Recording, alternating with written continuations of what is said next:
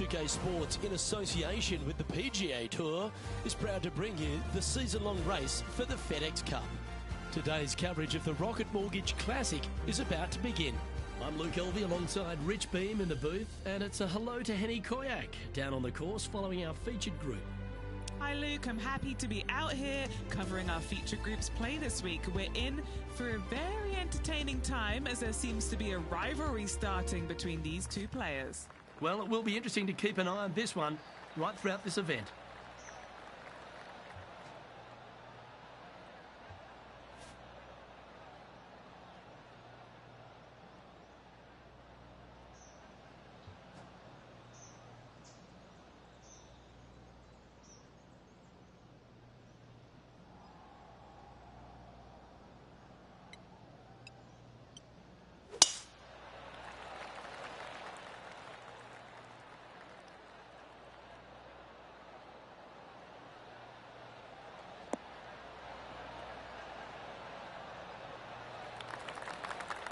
That's nicely done.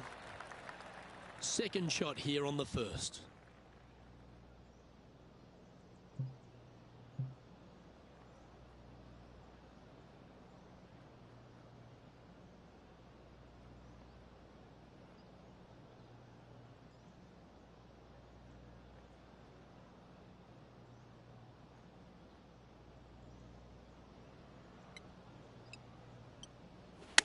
They're going with a bit more club here. Let's see if it was the right call.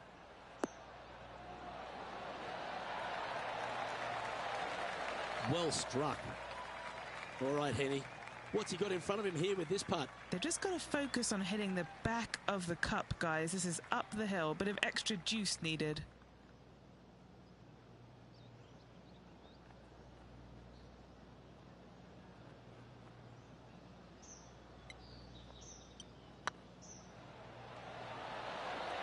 Oh, that had eyes for it. Lovely shot.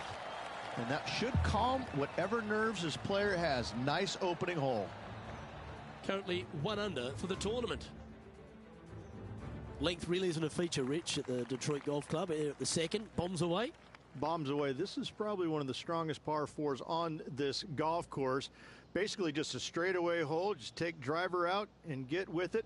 Second shot should be coming into this green with some kind of short to mid iron.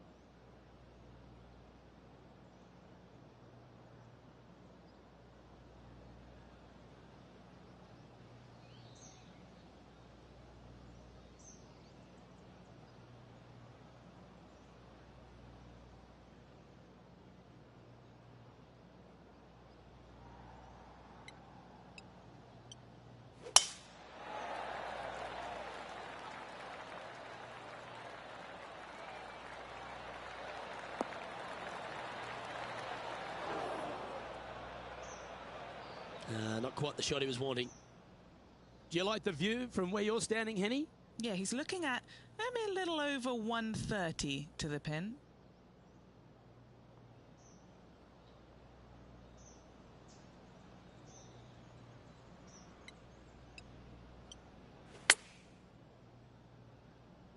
Nice out the rough here.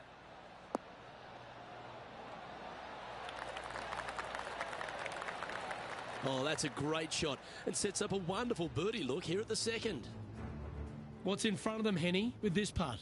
Setting up this putt 26 feet from the cup. Nice little par putt here. Okay, let's get back to it, shall we? Good putters will make these right on 5 feet. This for back-to-back birdies.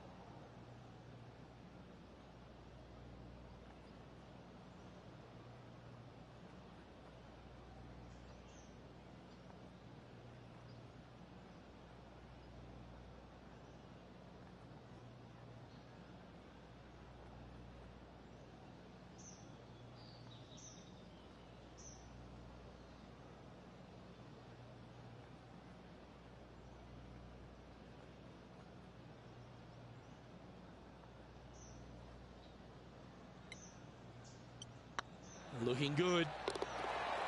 Well done. Take the birdie. Gotta like it. 2 in a row.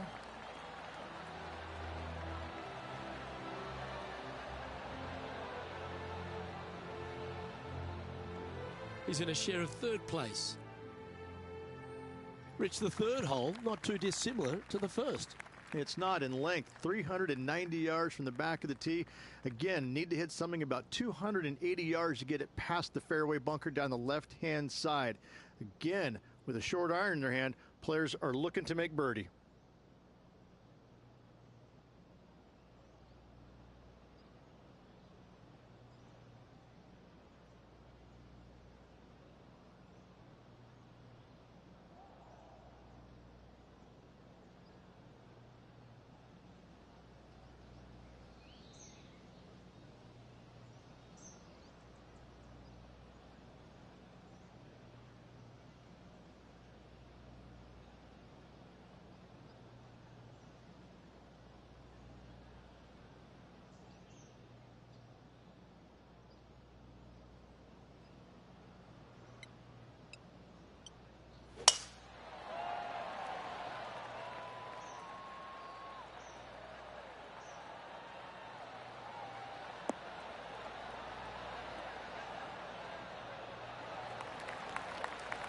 Yep, give yourself a pat on the back.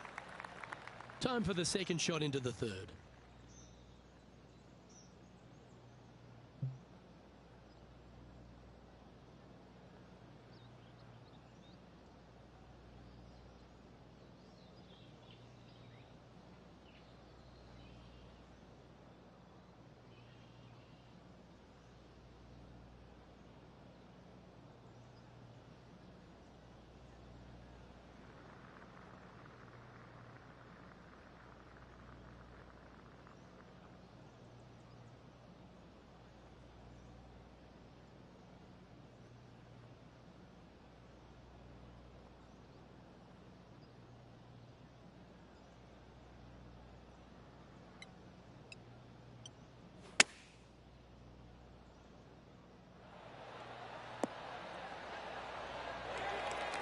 That's some good golf right there.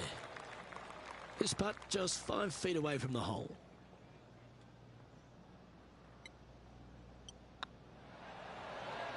Yeah, you like the look of that right off the blade. This guy is putting the lights out of it this week.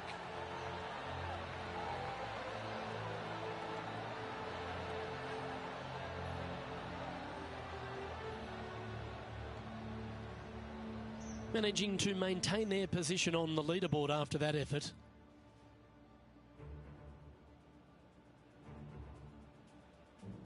The par 5 4th is a monster, 616 yards. This is a big par 5, isn't it? Tee shot, if you have any hope of reaching this green in 2, must find the fairway, avoiding the fairway bunkers down the left-hand side. From there, you'd have to hit a really strong 3-wood, moving it from right to left to try and chase it up onto this green. Laying it up short and right of that fairway bunker might be the play for most players, setting up a pretty easy pitch shot for their 3rd.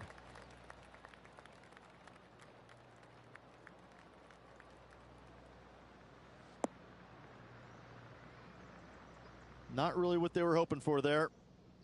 Henny, how bad is this lie? Looks like they have a bad lie here in the 2nd cut.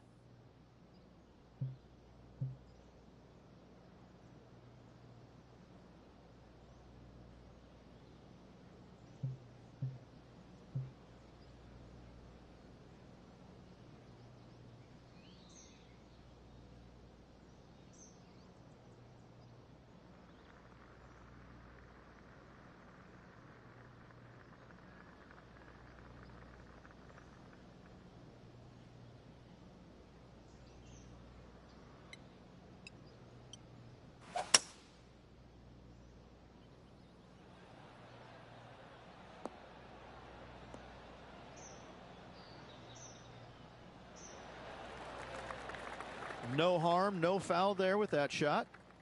Standing up over this one after a bunch of birdies. Always a good way to start. Let's see where they go from here.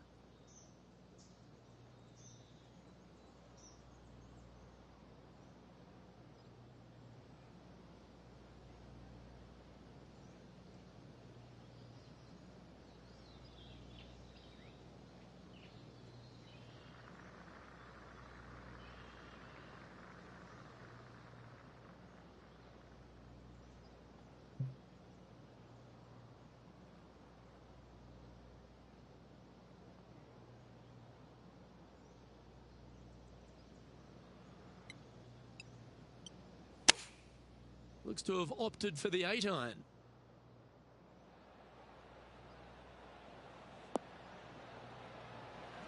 That was wonderfully done. High pressure moment here. This for a share of the lead.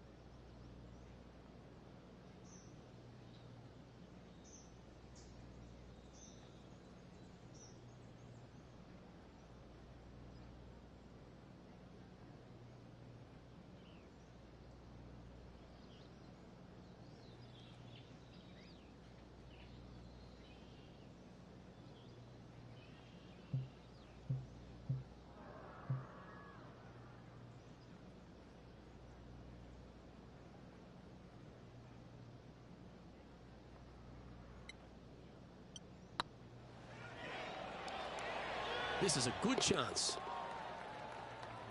We'll now move over to Jon Rahm. He's happy, just came off a birdie.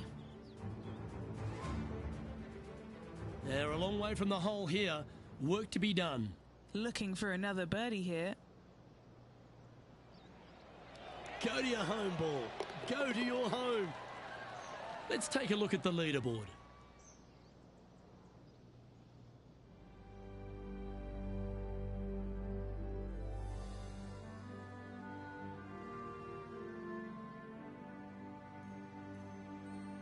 Rich, this par 3 fifth really resembles a Donald Ross, an elevated green, and you miss anywhere, and you're going to struggle to make your three.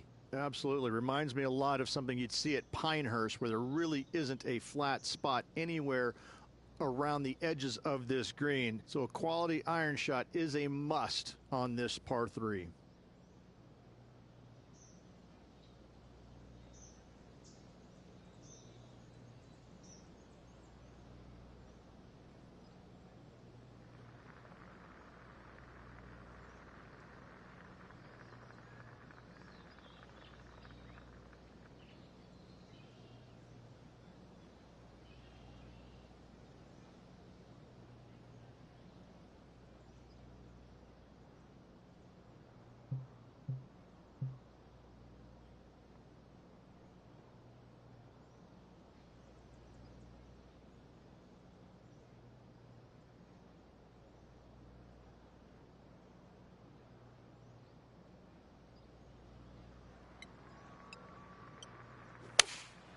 Going with the 7.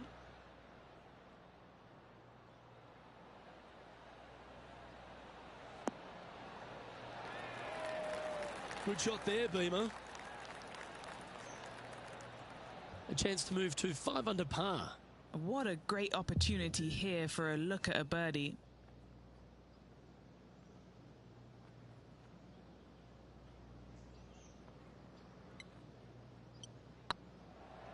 Go on, get in the hole. That's frustrating. An opportunity to make their par. So no change on the leaderboard for this player after that hole.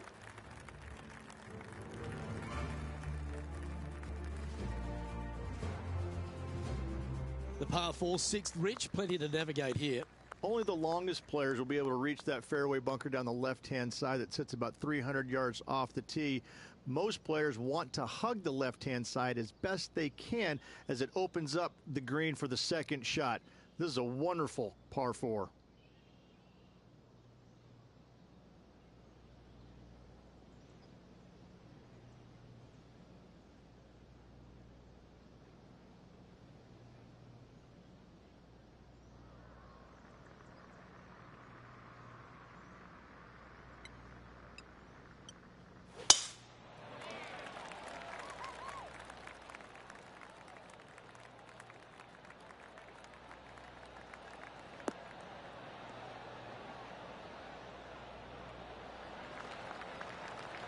That dog will hunt. Let's go to Jon Rahm. Yeah, he needs to press on that gas pedal. He's 2 strokes back from his rival. Playing this one about 130 yards out. He shares top spot.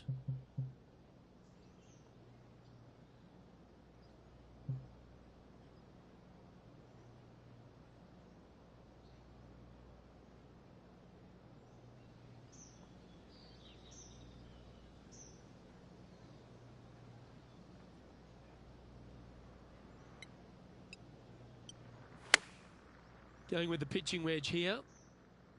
Good sounding strike, that one. Well, take notes, folks. That's how you do it. 3 feet to go here to the hole.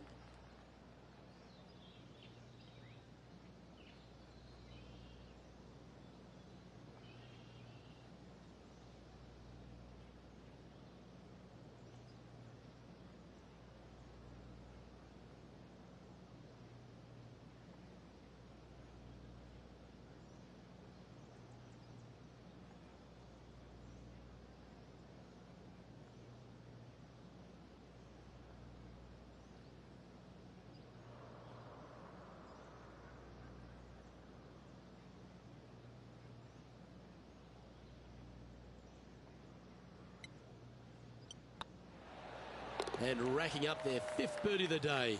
And with that, he'll move to 5 under par. And after that hole, he's no longer sharing top spot. He's at the summit all alone. Well, if you're not a couple under already through 6 holes here at Detroit Golf Club, you'll want to look to make a birdie at least at the par 5 7th, measuring 555 yards. Yes, a hole that every player in this field must take advantage of. Just the fairway bunker down the left-hand side that needs to be avoided. You find the fairway, and all of a sudden you're licking your chops as you know you can reach the green into setting up, hopefully, an eagle putt. Anything missing over in the left-hand bunker, though, could get a little dicey. Lining up from about 230 yards here. He leads the field by a stroke.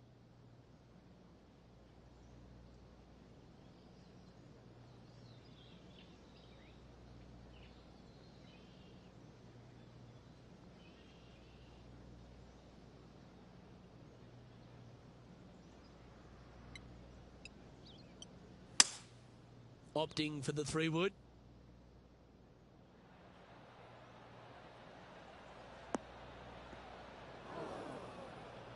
Yeah, disappointing not to find the surface, Rich, but I like that play. And what a rare miss today. They've been so good with their approach shots. Okay, let's get back to the action. Sitting at 5 under for the day. Currently leading.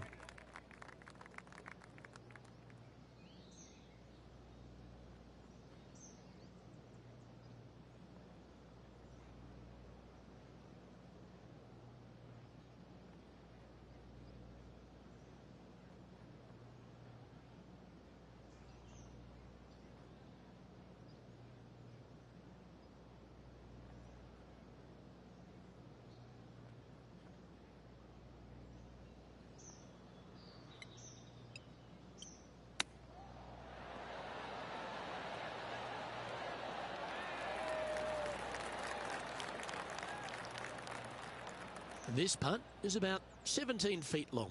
All right, guys, this for 2 birdies in a row.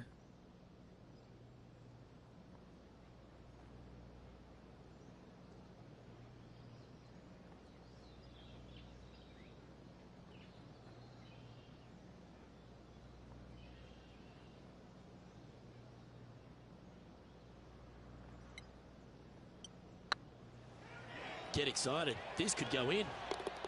And with that putt hold, it's back-to-back birdies. 2 in a row there, Luke, getting their groove on. Now leading by 1 shot.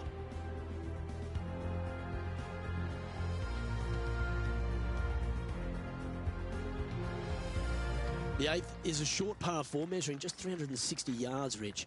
Decision to go for it or just to lay it back? I like going for it 8 days a week, twice on Sunday, as you well know, Luke. So I'm going to go ahead, take out driver, and give her a whirl. Hopefully avoiding the trees over on the right-hand side. Want to hit it over in the left-hand bunker or just shy of it, setting up a very simple pitch shot.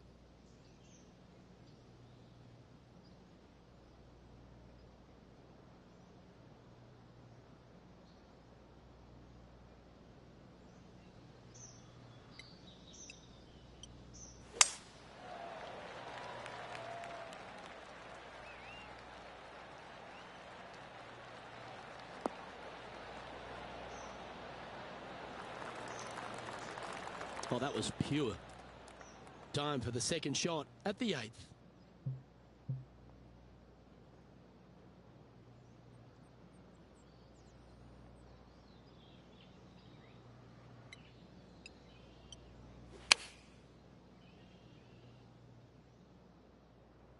This one's got eyes for the flagstick.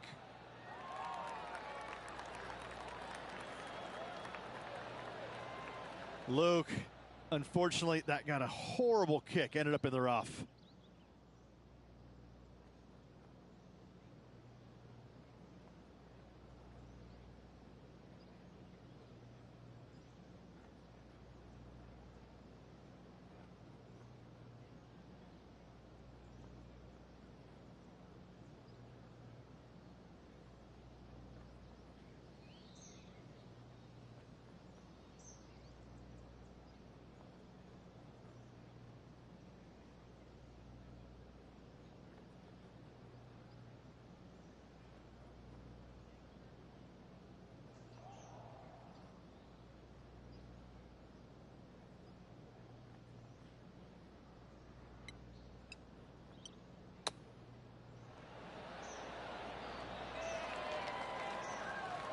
And a par putt awaits him.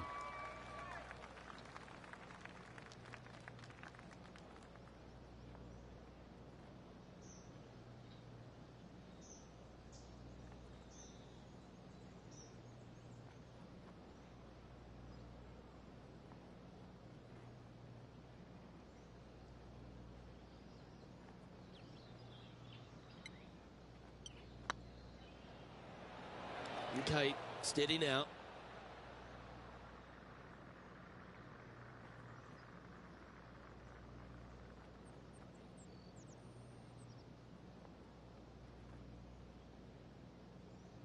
Sitting at 6 under, currently in top spot.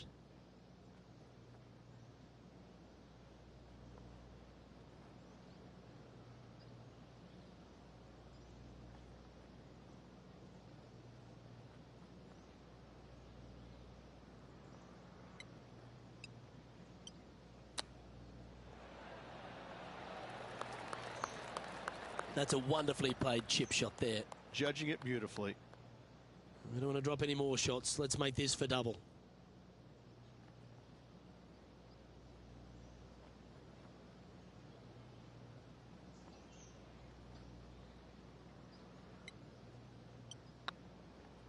That was a gallant attempt. And just a little bit of clean-up work remaining on this hole. We'll now move over to Jon Rahm. Who'd have thought we'd see this? He is behind his rival. Can he do the catching up that's necessary? What a shot! Almost went in the bucket. So after that effort, this is what the leaderboard looks like. Our leader is Ricky Fowler here, playing nicely so far.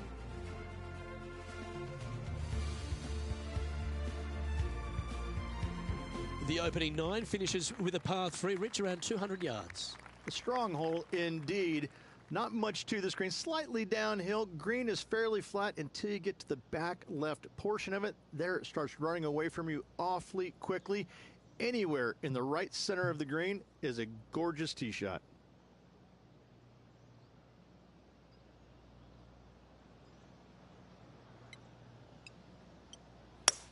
We put a nice little fade on this. And tidy looking shot, that one.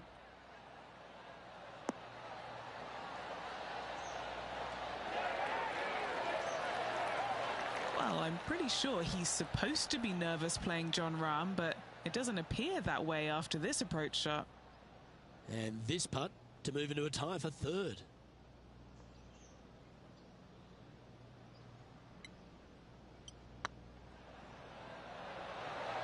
Ouch, that hurts. It's just about 3 feet away. This is what they have left for par. And the putt drops, and we're moving on. Currently at 3 under for the event.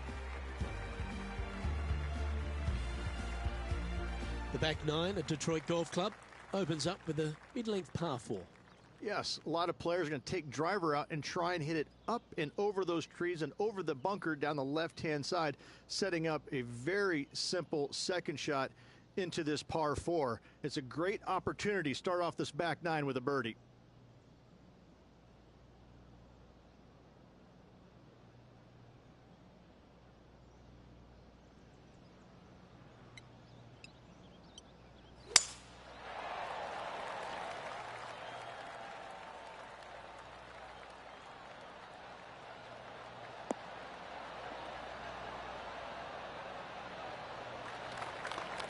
Handy effort, that one. And this shot from about 150 yards out. 2 strokes off the lead.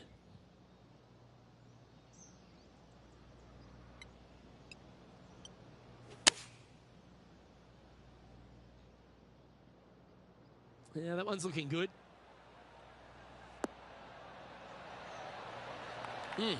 That's right out of the copybooks. Exquisite. Of all the shots that I like the most, that one ranks right up there. Be nice to see this one go down. Let's see if they make it.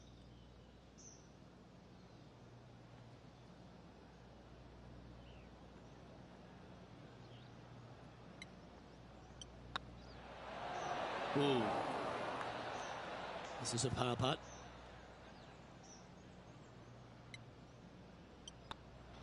Well, it was a wonderful approach shot, wasn't it? But unfortunately having to settle for par.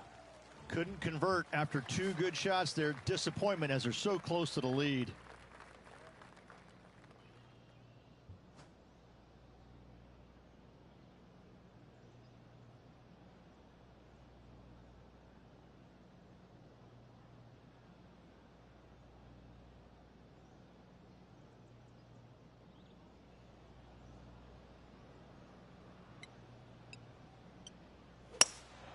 Looks to be going with a hybrid here.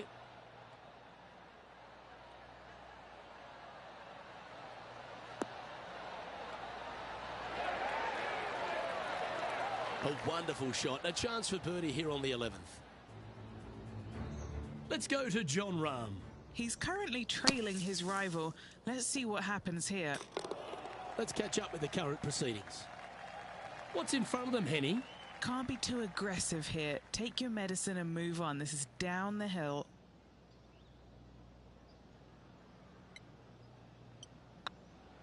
This one's looking good. Oh, what a round this is. 7 birdies today. And with that, he'll move to 4 under par. Our current leader is enjoying a 1-shot lead. Managing to chase down the leaders, closing that gap. Gotta like it.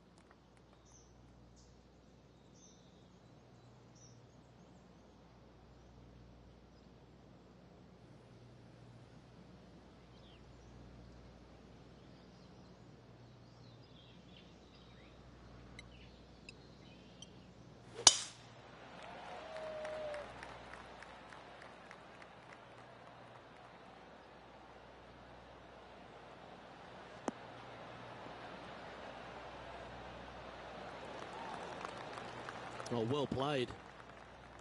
From around 140 yards here, just one stroke off the lead.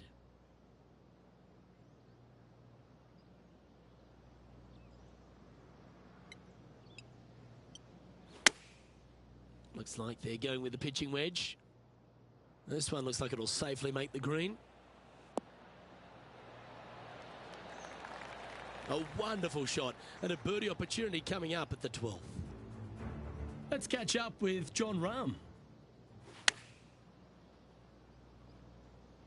Well, good looking shot here. That's headed towards the green. And back to the course with the live action. This one just outside 7 feet to the hole. Good stuff today, especially the short game has been really sharp today.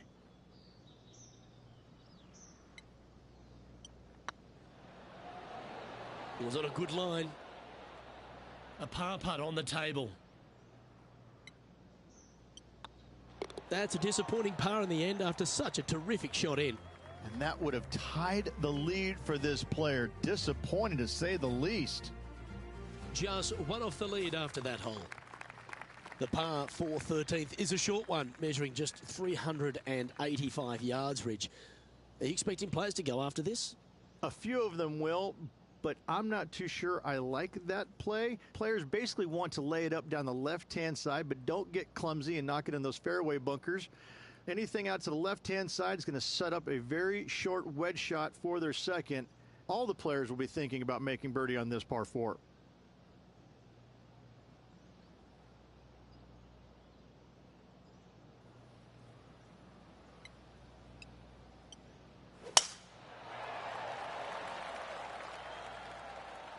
Looks like this one's heading safely for the fairway.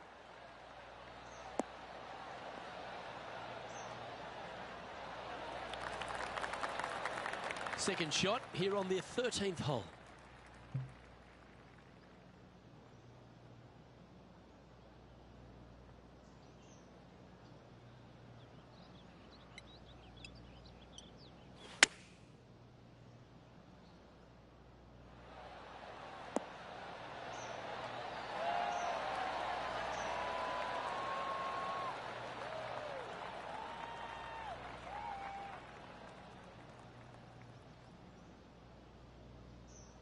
And here we are with the third shot. Just one shot back now.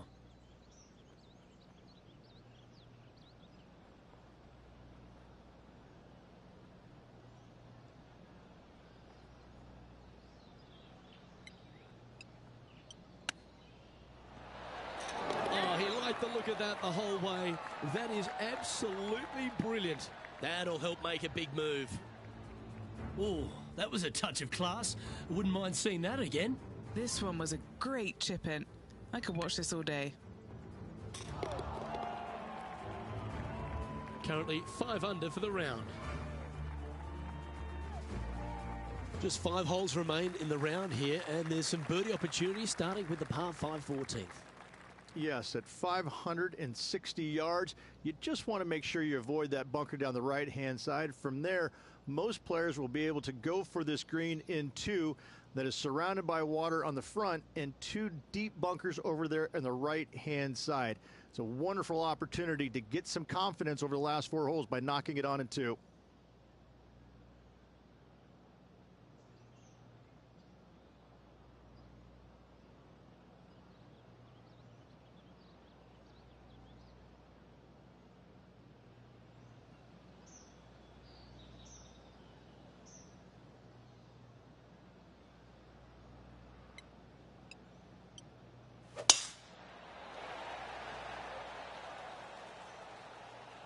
This one looks to be heading for the sanctuary of the fairway.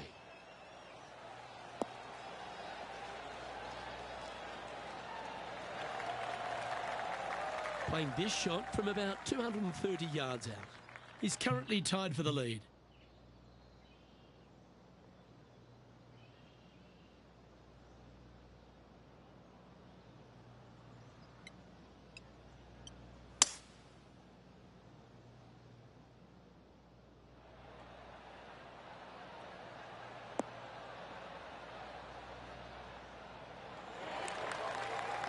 Oh, I like the courage here, Rich, getting after this par 5 in 2. As they should. What a play. Hopefully they'll be rewarded for that play.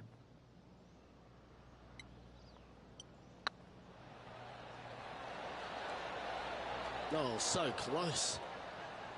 Terrific shot. Almost an eagle.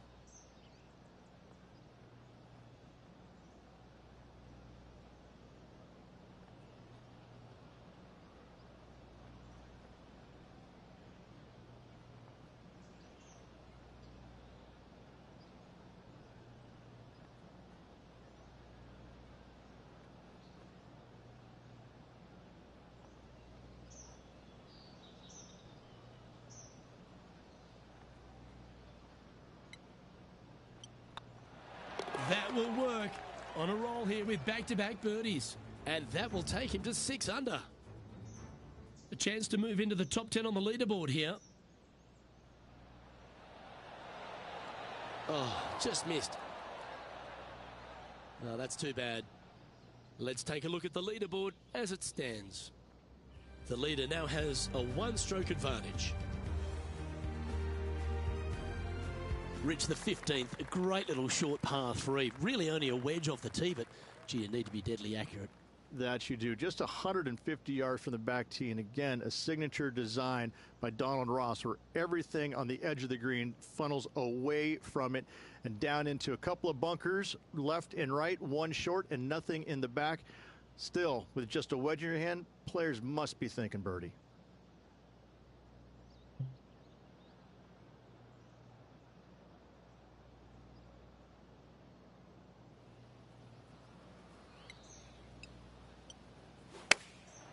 Chosen the pitching wedge here. Look at the line on this one. Get in the hole. Pay attention, folks. That's how you play golf. Henny, you've had the chance to have a look over this one? This one, guys, he's got around 9 feet. That's impressive. He just keeps extending his advantage over the field. Just a very narrow margin of a lead out there. Let's see if they can calm their nerves and get this done. This putt, a chance to move inside the top 20 on the leaderboard. And after that effort, let's take a look at how it stands. And this is quality play, still on top of the leaderboard. 3 holes remaining, folks. Hang on to your hats. This is going to be a wild and woolly finish.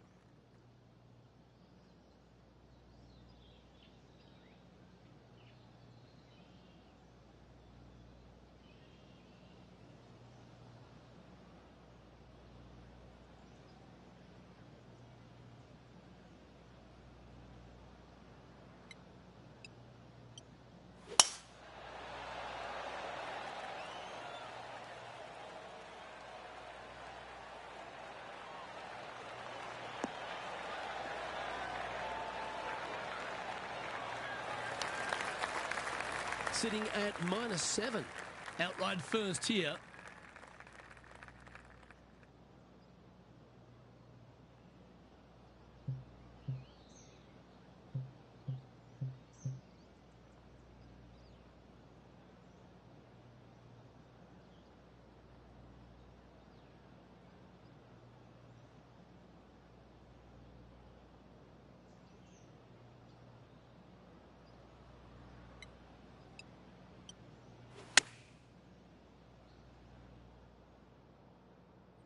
Well, that's comfortably on the dance floor. Well played.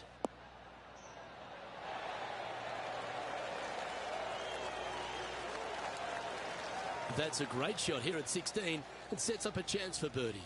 And a fantastic look upcoming. Hey, nice looking line. And that's for birdie. Well holed. And with that, he'll move to 8 under par. Awesome play. After that hole, this player is currently in first place, with Colin Morikawa in second. 2 holes to go, Luke. Can they hang on? Let's find out.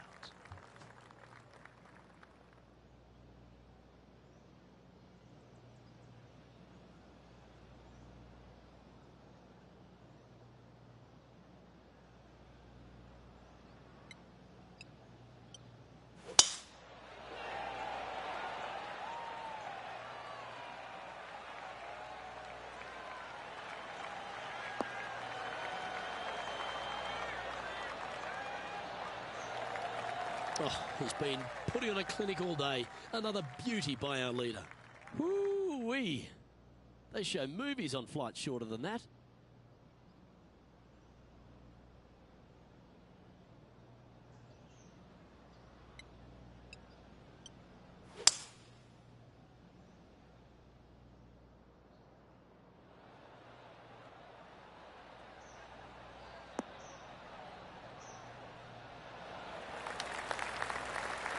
Well, that's right out of the top draw.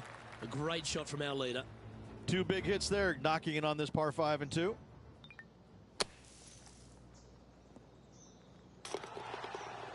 Just 9 feet remaining to the hole. They'll be soaring high if this goes in. This one for eagle.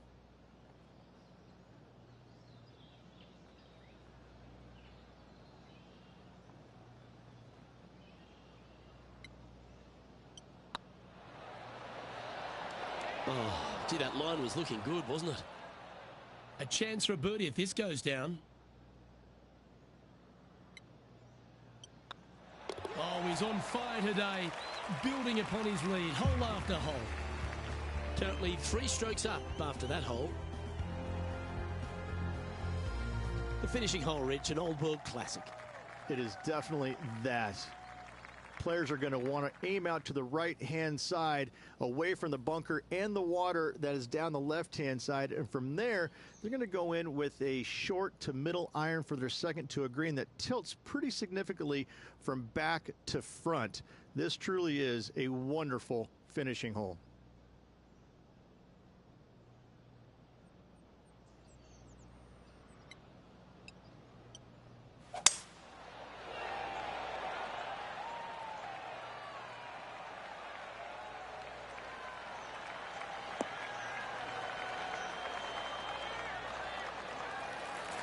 Well, that was fantastic. What a shot from the leader. And Henny, what kind of a shot are they facing this time? Setting up here from about 180 yards.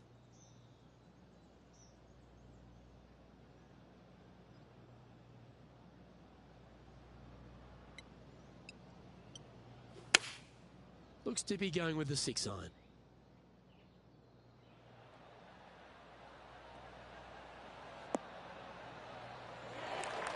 Well played.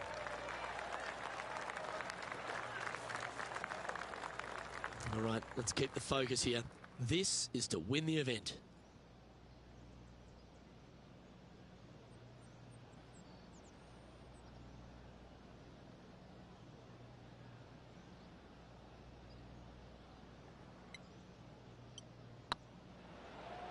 Oh, this looks pure.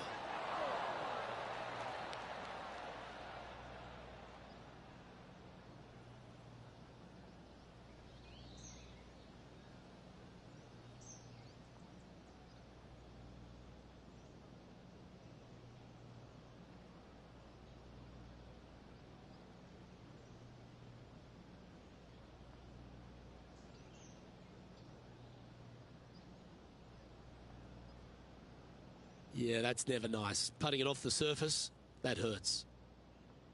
Getting up and down from here will win in the tournament.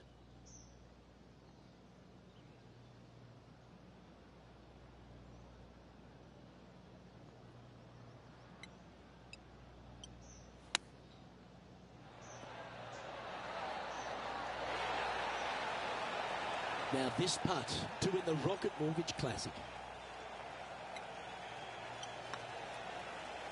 Ooh, right by the hole. Oh no, that's a heartbreaker. This is going to be very disappointing for this player for a long time. They just weren't up to the challenge to cross the finish line in first place. And just like that, we're going to a playoff. What a grind this last few holes were for this player. They got it done. Late charge up the leaderboard. Love to see it. Heading to a playoff. Don't go anywhere, folks. We've got extra holes coming your way. Oh, everybody loves a playoff, Luke. I'm excited about this. Well, let's begin this sudden death playoff for the championship. Oh, such an exciting day, Luke. Let's get into it.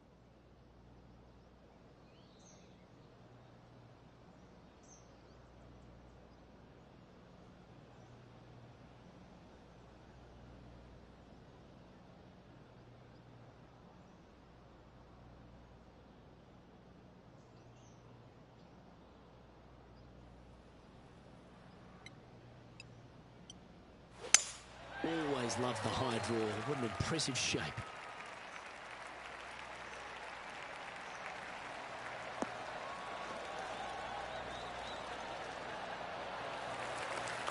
Well, a big moment here.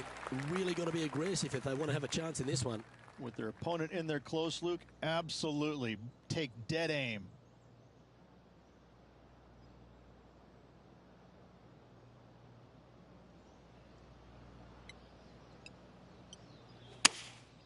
Opting for the 5-iron.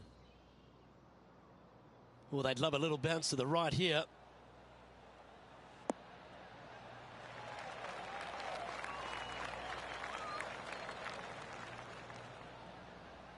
Not a bad shot, that. Still a chance. This truly is do or die. They need this to extend the playoff.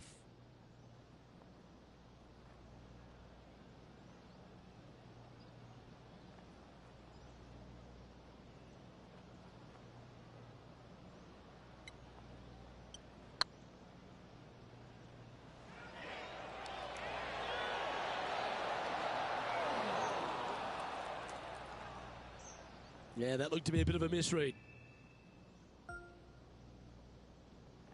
It's always hard to see. Someone had to lose today, and unfortunately for this player, it was them. Nope, always a tough pill to swallow, losing in any way, but losing in a playoff, ooh, that stings. Well, thank you, sports fans. Hope you enjoyed all the coverage of our playoff finale. And from myself and all the dedicated people at 2K Sports, thanks for tuning in. Catch you next time.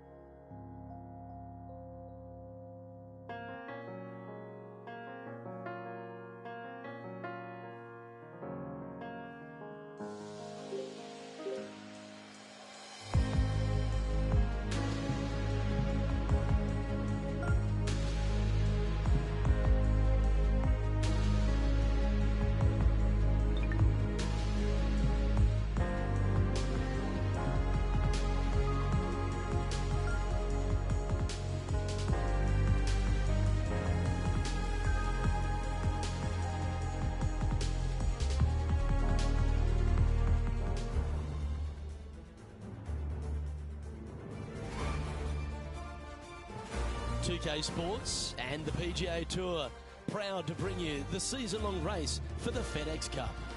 Today's coverage of the Knot Championship is about to begin. Delighted to have 2002 PGA Championship winner Rich Beem in the booth. I'm Luke Elvey, and it's a good morning to Henny Koyak, who's out on the course following our featured group. Hey guys, yeah, I'm really looking forward to seeing these two go at it again. It was a great rivalry first time round, and now, more so than ever, they're going to want to beat each other. Certainly excited to seeing this one. Strap yourselves in.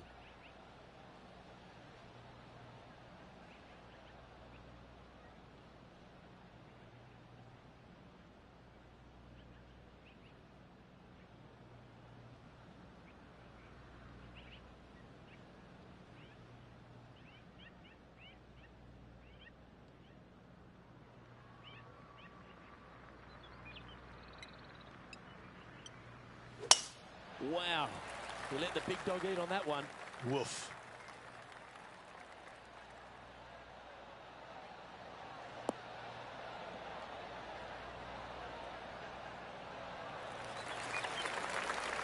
And Henny, what are you seeing down there? Setting up from about 130 yards out.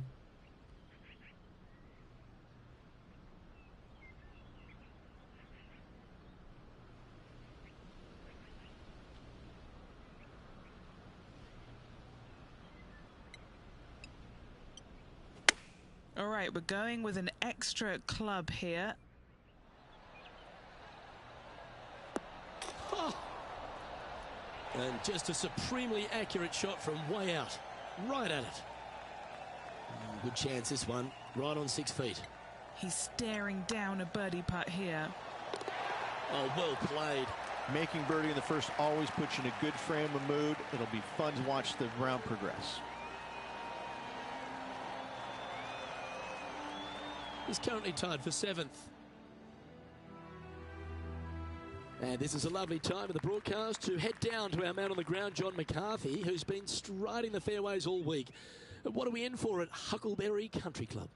Well, Luke, we are in the forest this week. We've got a nice inland course here at Huckleberry Country Club. That being said, there is room if you should miss the fairways. The forest doesn't really creep in like it does on some of the other courses on tour. The fairways tend to pinch in at the landing area quite a bit. Almost always a bunker combined with this pinching in of the fairway. So off the tee, got to be careful. Look out for the 5th hole, par 3 at almost 250 yards from the back tees. It's a monster. Things get more dramatic as you start the back 9 here. We have a big lake that starts to come into play on holes 11 and 12. Lots of different things to worry about on this course, but I think the players out there are going to have some fun with it this week. Let's see what happens. Should find the green.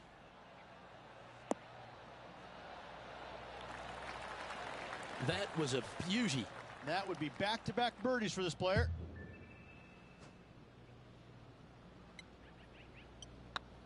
That's pretty tidy. That gets the job done.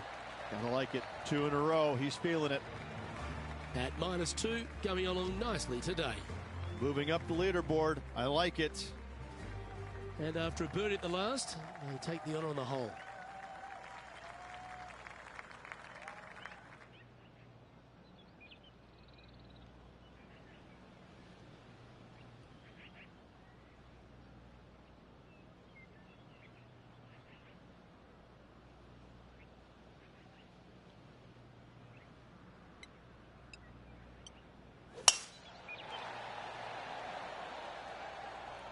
Looks like they got all of that one. That's on a good line.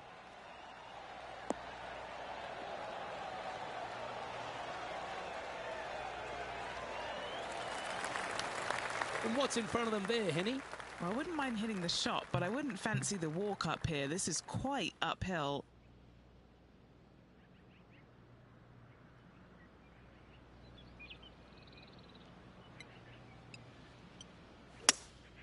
Opting for the hybrid, I think.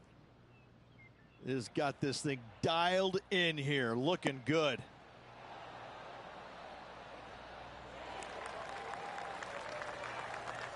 Oh, what a lovely shot. He'll be delighted to be inside the range there.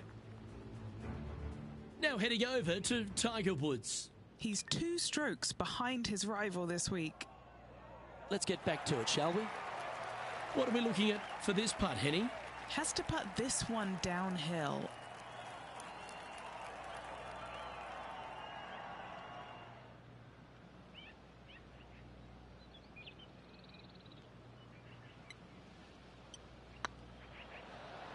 This is on a great line. He's made it for eagle. Got to say, putting this well from this distance is a huge confidence booster.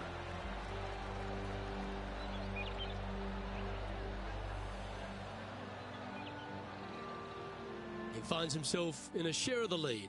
Always like to see your name moving up the leaderboard. Never a bad thing. Let's see what happens here on the 4th.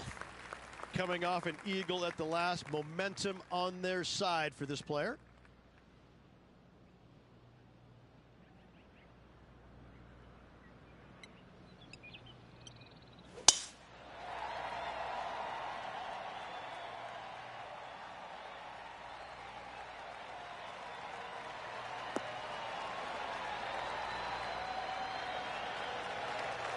Not bad. Rich, we saw it right throughout Tiger Woods' career, just epic shot after epic shot. What was the best shot you ever saw Tiger hit? We were playing in 2002 in the Grand Slam of Golf over in Hawaii. Justin Leonard, Davis Love, Tiger, and myself. And we, on the second day, wind's blowing at a pretty good clip on the par 5. I think it was number 7. And you had to bust 2 shots to get there. Nobody, I mean, it was nearly impossible. And in fact, it was impossible 3 out of the 4 of us to get it home in 2. Well, Tiger gets up there on this par 5 the second day. And he's already leading by like 800, I think. And he drills one right down the middle.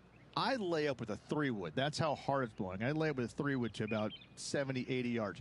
And this little green is a little peninsula. It kind of goes from left to right, a little bit of a fade if you're a right-handed player, with water on the front part of the green, and the pin's over in the back right. And he gets up there and smokes driver off the deck into about a 25-mile-an-hour wind to about 6 feet away. And I look over at my caddy and I go, is this for real? I mean, are you sure that we're not in a video game right now? Because that's just not possible. I mean, it literally, the second shot off the deck with the driver was hit about forehead high and traveled about 270 into the wind. And the ball just kind of hung there, seemingly just about 20 feet off the ground, just hung there. And kept hanging, kept hanging, kept hanging, and fell right exactly where he wanted it to. It was unbelievable. And at that moment in time, you kind of sit there and look at yourself on the inside and you go, whew, I don't have that shot, and I don't even know how to make up for a shot like that I don't have. You just knew that you're just kind of sitting there watching something that nobody else in the game can do. It's phenomenal.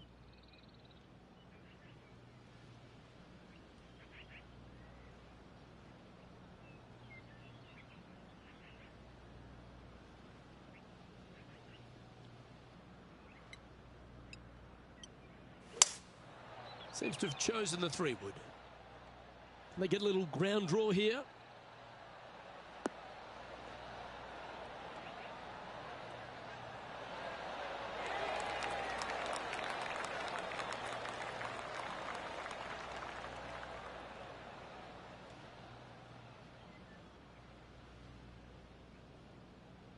That's just inside the range. Trying to get to 5 under with this putt.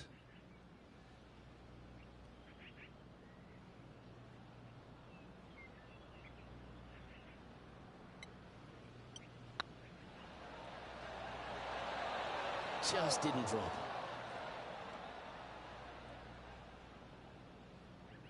And just about 8 feet left to the hole. This is important. Big par putt here. Good stroke. That's a good putt to make, that one. I haven't seen a putting display like this since I was 5 years old. And staying right where they were in today's rankings after that.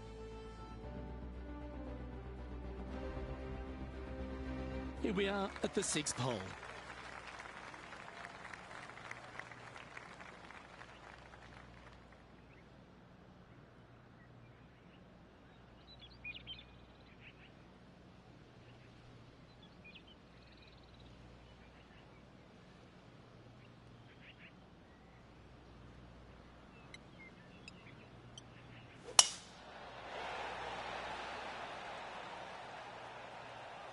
Oh, good drive. That one should find the fairway.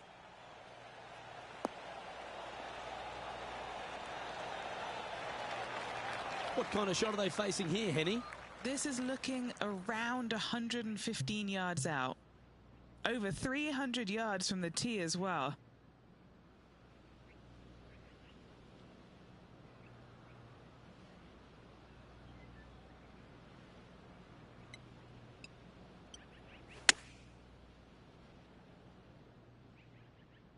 That should find the surface. That goes down for an eagle.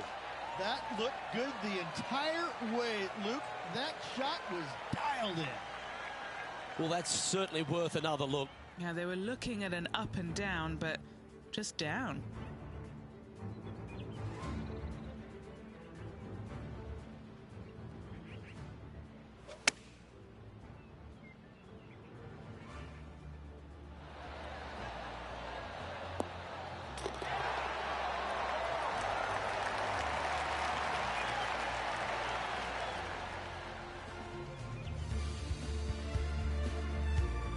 Why don't we catch up with what Tiger Woods is up to? It's been neck and neck. He's actually tied with his rival. This is tough. Can he do it? And after that hole, leading Justin Thomas by 2 strokes.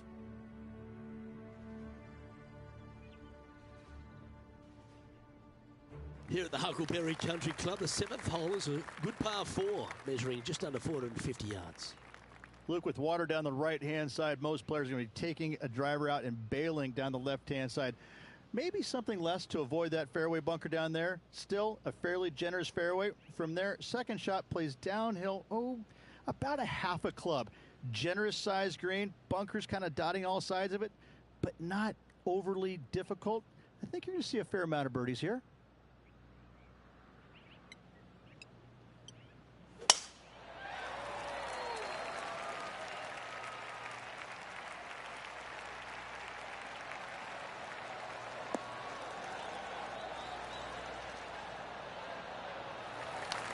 Lovely effort, that. And playing this one from around 120 yards out. He's got a 2-stroke buffer.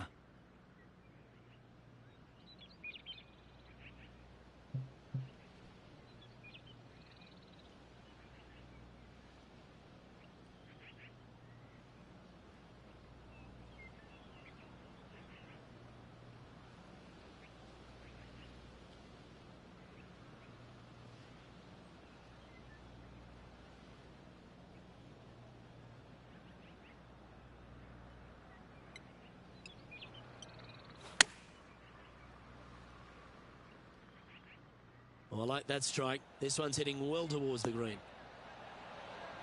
This player showing zero signs of any nerves as they play against their rival and playing partner Tiger Woods. What a fantastic approach.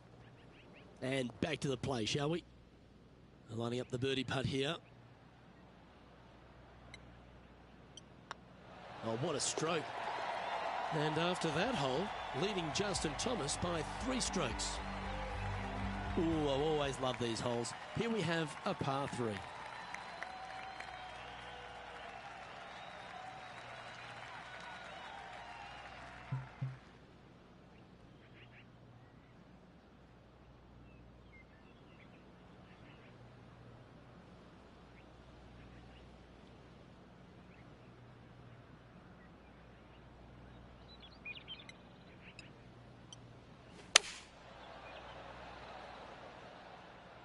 This is looking pretty good in the air.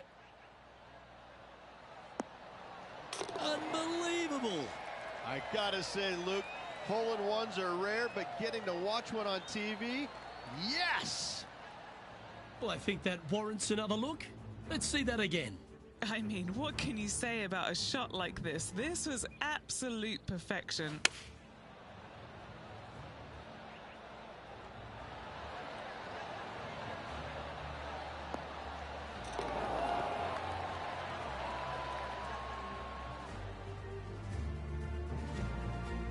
And now that finds him in first place.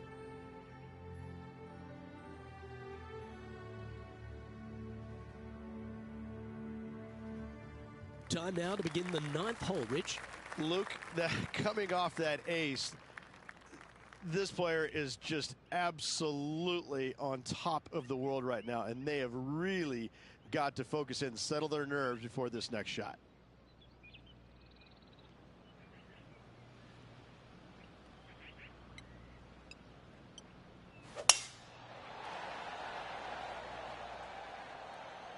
This one's looking good off the tee. That should find the short stuff.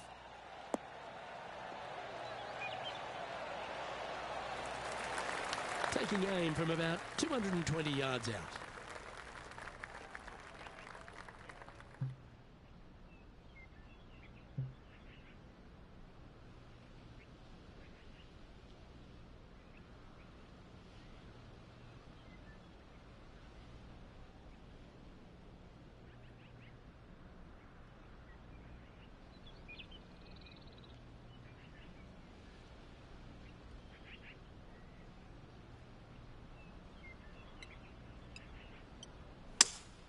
Going with a 3-wood here.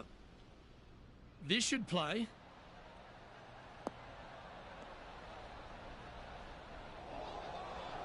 Luke, that did not end up where you said it was going to. It's in the rough. Here's Tiger Woods.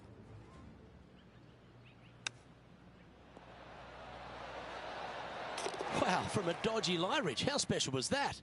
And now this is why you can never get comfortable, even if you're leading a PGA Tour pro.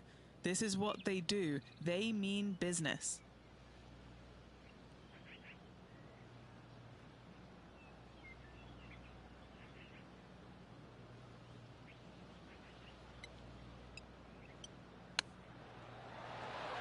What a shot. Oh, went from the outhouse to the penthouse with that chip in. And let's have one more look at that shot. Yeah, this was a gift. Wasn't expecting this.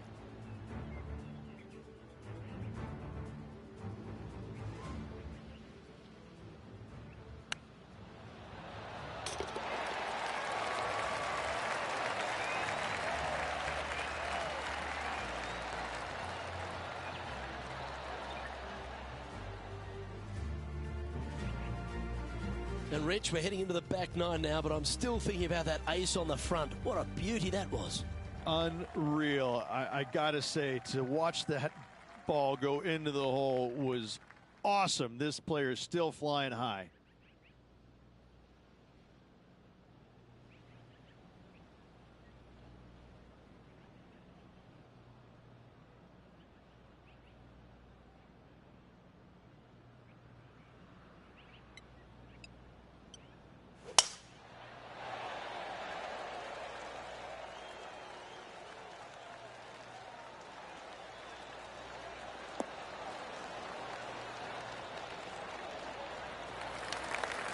Pretty good shot there.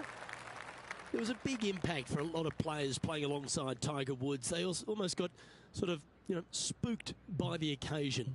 Why was that? More than anything else, it's the fact that they're playing in front of more people than they ever had in their life before.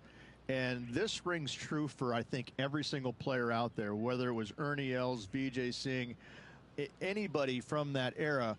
You had more eyeballs on you at that moment than anybody else, because Tiger carried the biggest crowds every single tournament. And so sometimes it would be uncomfortable, even for the most accomplished players out there. Some of them will tell you, no, it wasn't a big deal, but I can promise you it got their attention, and it probably helped them in a certain sense, because when you played in front of that many people, Luke, you wanted to focus. You wanted to put your best foot forward, because there is no worse feeling in the world than going out and laying an egg in front of 30,000 people. I can promise you that. That's why I enjoyed playing with him, because when you went out there, you knew you had to play well. You didn't want to embarrass yourself in front of all those people.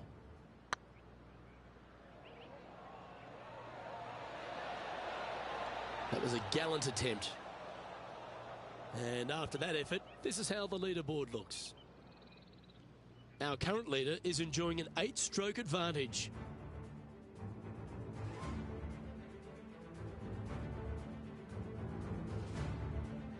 Well, this 11th hole, Rich, at the Huckleberry Country Club makes you feel like there's a chance to get a birdie on the card. Absolutely. I love this tee shot. Plays straight downhill. You see a picturesque lake in the background right there. So it's always difficult to judge exactly how far your tee shot's going to end up. Lay it up just a little bit more than you think in order to avoid that water. Second shot continually downhill. Bunkers short and right of it. Not really going to come into play. Love this hole. Love the fact that birdie is a definite possibility.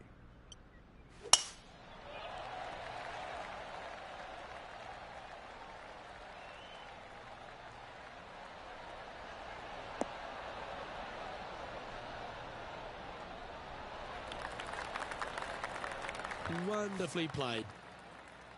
Here we have the second shot into the 11th.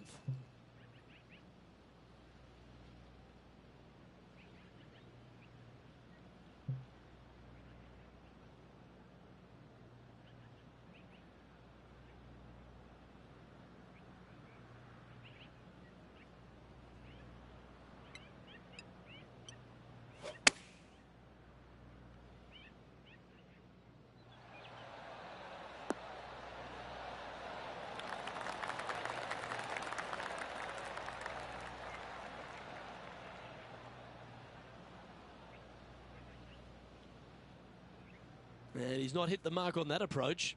What's a strange miss there. Look, they've been hitting the greens all day long.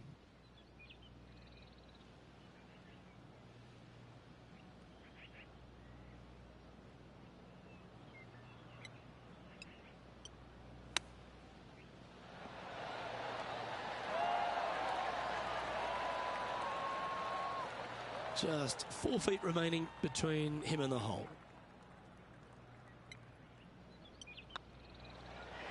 Okay, steady now.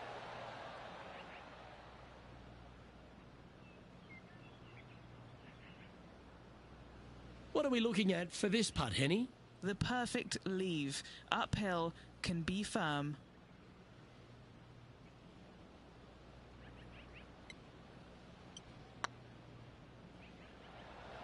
Ooh. And this one will be for double bogey.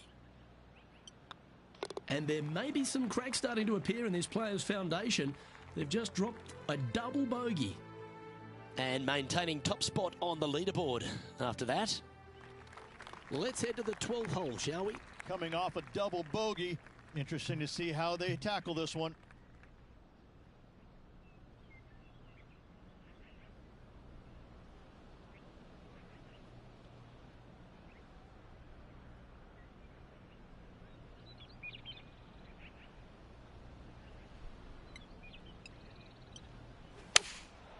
Going with the 6-iron here. Well, this one's right at the pin. Ooh, just skimmed the hole, that one. That's a terrific shot and sets up a birdie opportunity here at the 12th. Just 10 feet to the cup here. Little birdie look in here.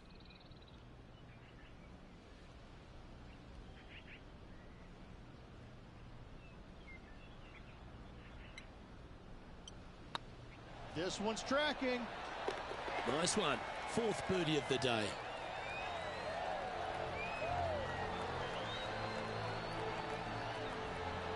Leading by a whopping 7 shots after that one. And coming off the birdie, they'll be proud of themselves, a chance to keep it rolling.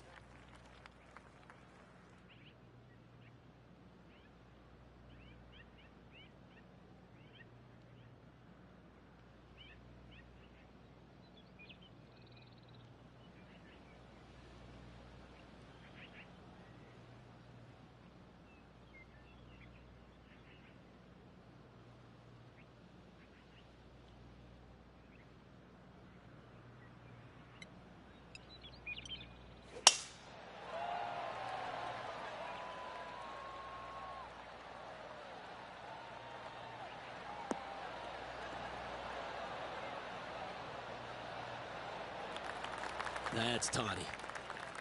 Playing this shot from around 120 yards.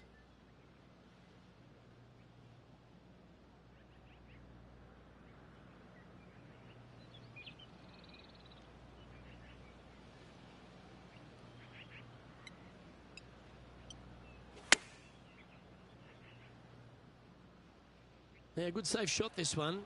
That should find the surface. High quality shot, that one. Right next to the hole. Good shot in there. I like their chances for making birdie. Here's Tiger. Oh. Wow, that's right out of the Gary Player highlight reel. Let's return to live play now. This putt coming up is for birdie. Mark it down, that's birdie number 5. Back-to-back birdies, moving the right direction there, Luke. I'm pretty sure this player will be buoyed by that birdie back at the last. Let's see if they can deliver another one.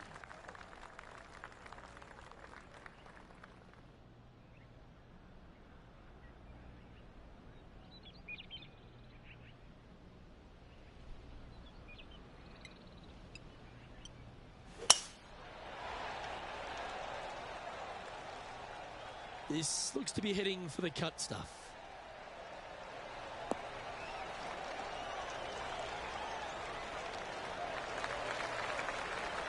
Time for the second shot at the 14th.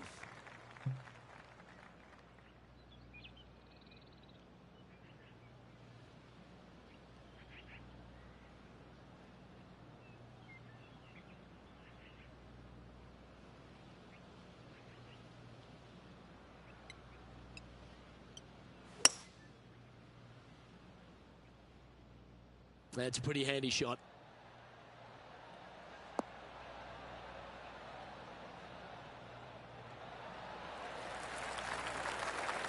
Yep, that one's on the dance floor. You can two-putt that for sure.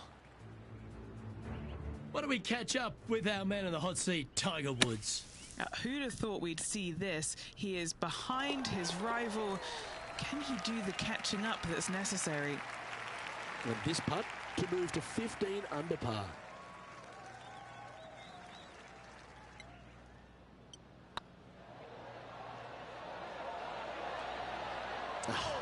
That's frustrating.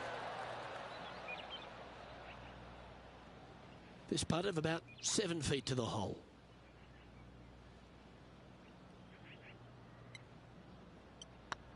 Nice line. Well played.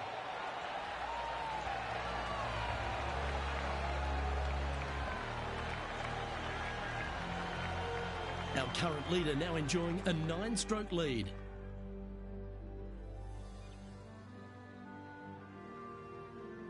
Time to hit a good one here at the 15th.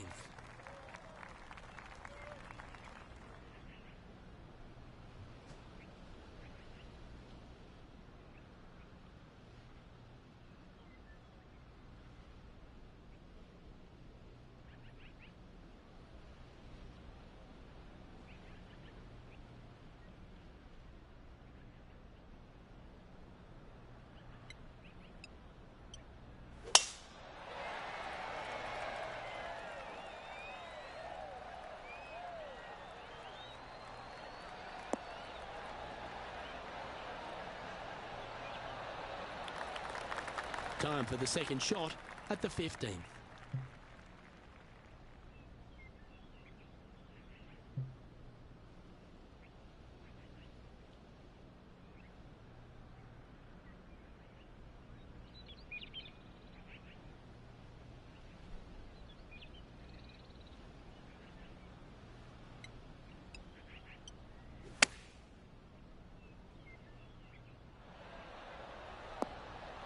And they've done it.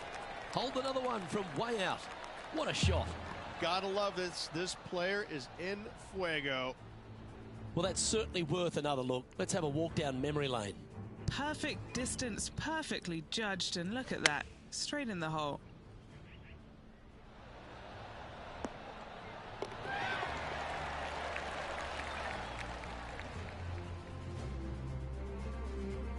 And a quick glimpse at the leaderboard now, and this player holds the lead, with Brooke Henderson trailing in second place. And I don't give the rest of the field much hope today. Our leader is way out in front in this final round.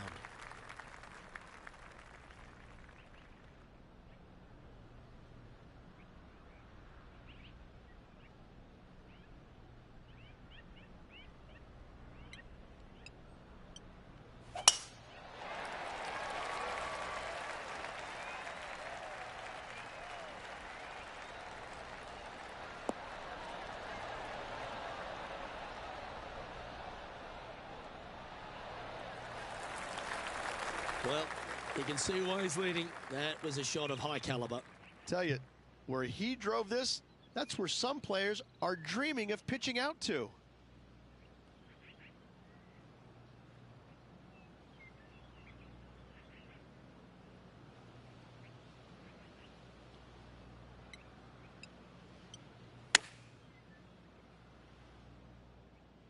Oh, this one's right down the pipe. Now, this is some ball striking. Hitting greens in regulation, it's a thing of beauty. The iron play today has been absolutely stellar. Luke, the greens in regulation, just a fantastic accomplishment. Great to watch. Scorecard filled with threes never hurts. Good putt to make this.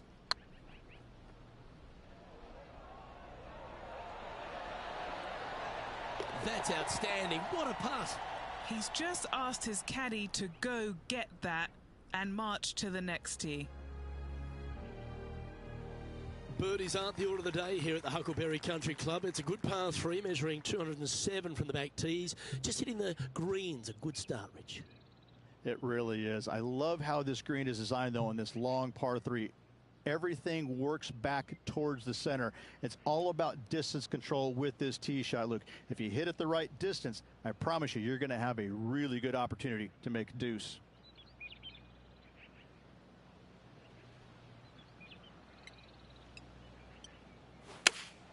Going with the 5-iron here. Anywhere up on that dance floor would be nice.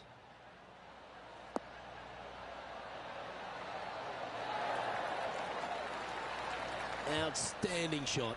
High quality. And this one for back-to-back birdies. Well, what a performance. 8 birdies on the card. Back-to-back birdies never hurt, Rich. Gotta like it. He's feeling it. Now, this is a challenging one. A lengthy putt awaits. Oh, just missed. Didn't quite have the right stuff there. So after that effort, let's take a look at the leaderboard.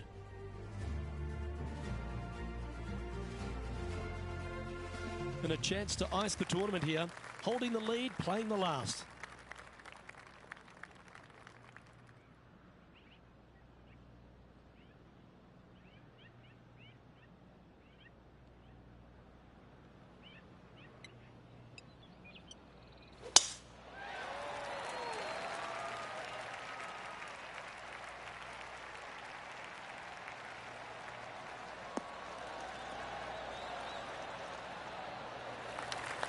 Nicely done.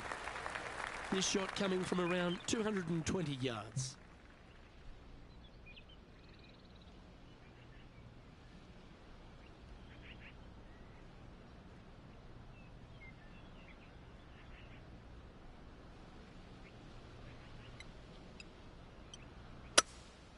Opting for the 5-wood. Yeah, good swing. This one's heading up onto the green for sure.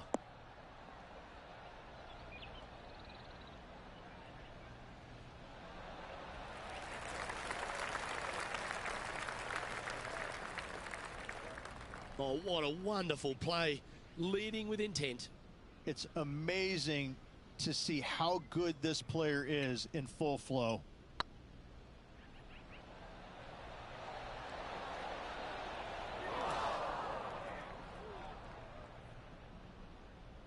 Oh, he's up, Tiger.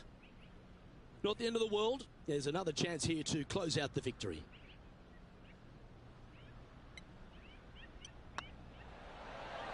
And that, ladies and gentlemen, is a fine performance. He's done it. He's won the tournament. Backing up the Brinks truck once again this week. Filling it up.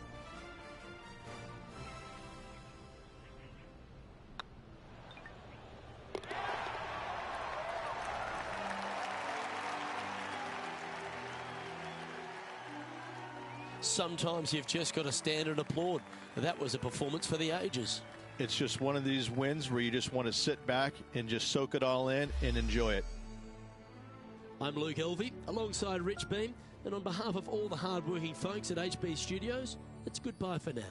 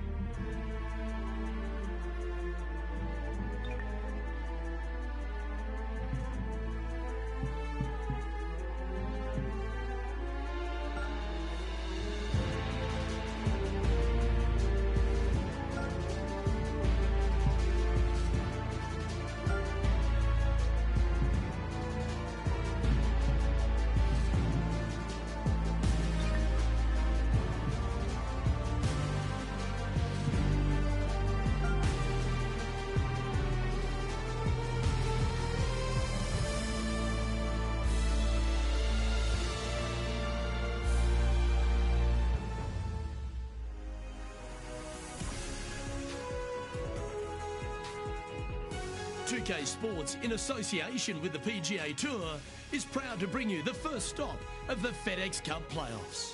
Today's coverage of the FedEx St Jude Championship is about to begin. I'm Luke Elvey alongside Rich Beam in the booth, and out on the course following our feature group is the delightful Henny Koyak. Hello, Henny. Hi, Luke and Rich. Looking forward to following these two players again as they reignite their rivalry. I have a feeling we'll be in for some more exciting golf as these two battle it out. Well, we've got an exciting match coming your way, so stick around and let's see who wins it.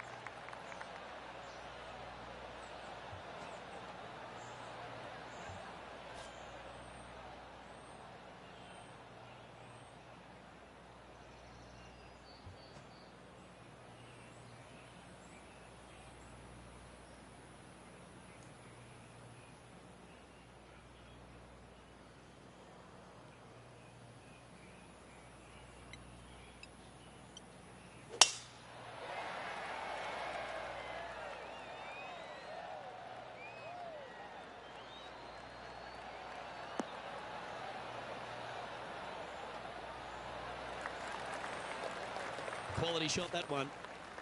The approach into the first at TPC Southwind, Rich, played uphill to a challenging green. Back up the hill ever so slightly. When the pin is on the back portion of the green, it's hard to get it close, but anywhere on the front part of the green, you can get it close and make birdie.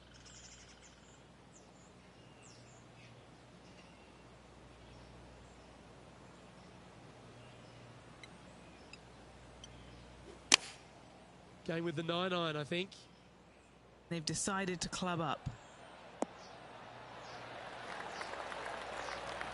Well, that's a lovely approach and sets up a birdie opportunity here at the first.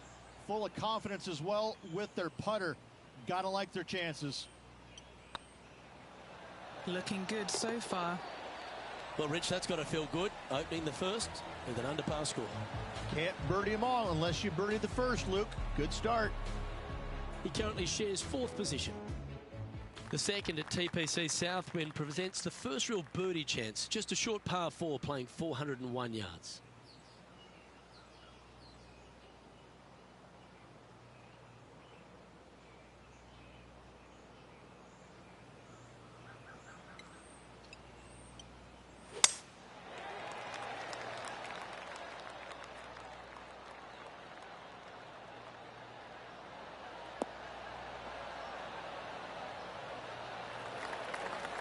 Yeah, you hit a beauty, didn't you?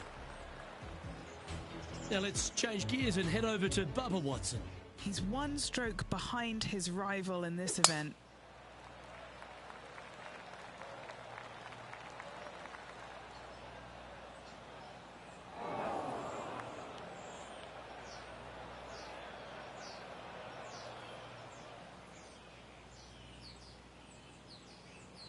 And Henny, what's he looking at here?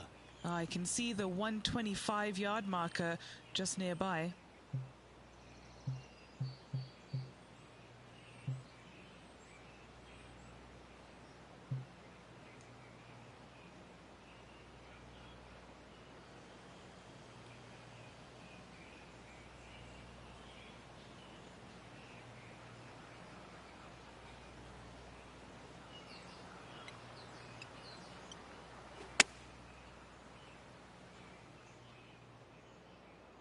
Hoping for a bounce here, preferably to the left. That's a good shot by him. He'll be delighted. Made birdie on the last, looking for a second in a row here.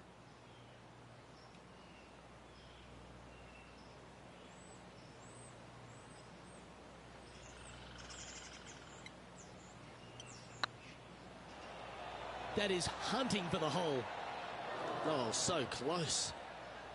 Oh, what a shame. That would have been a nice one to hole. Par putt coming up here. In she goes. Let's head to the next. Currently 1 under for the day. The third hole at TPC Southwind's a strong par 5 measuring over 550 yards from the back tees. A bit of water comes into play here on the second shot, so be mindful of where you leave your approach.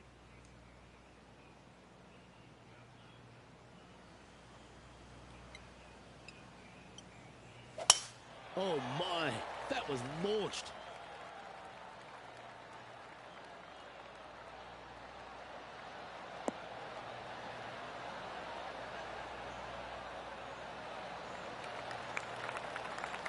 Second shot here on the third.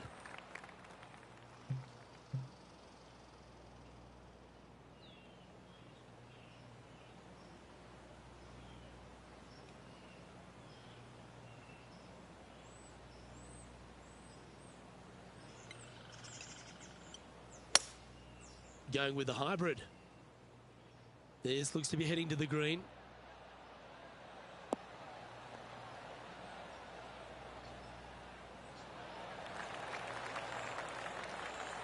Okay, that'll work. And Henny, what are they looking at here? Well, if he holds this, it'll be a solid 19-footer.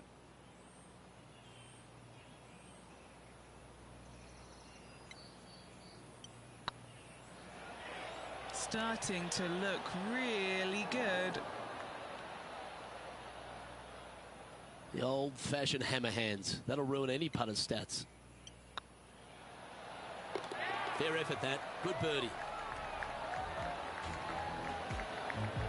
Currently 2 under for the day. The fourth hole here at TPC Southwind is the first par 3 on the course, and it measures just under 200 yards.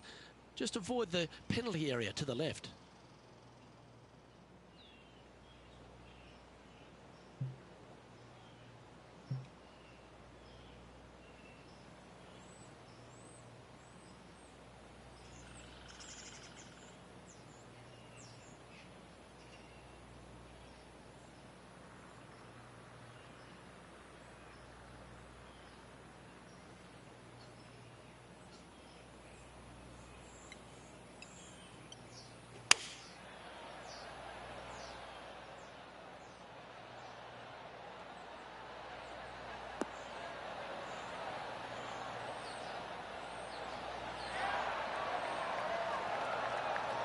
Not a bad play, that one. Already made a few birdies today, and this is another good look.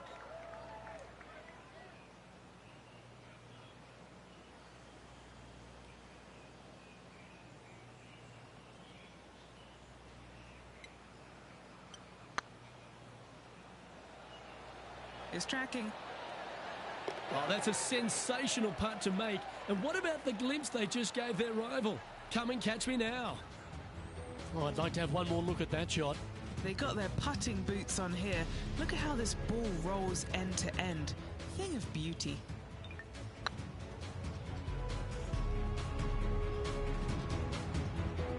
And now to Bubba Watson.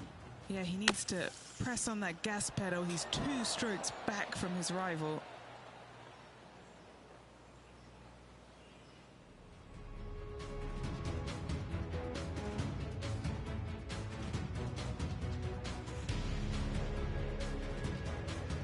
The 5th at TPC Southwind is a long par 4 measuring 485 yards. It requires a good strong drive to avoid the bunker on the left and then an accurate approach into this green.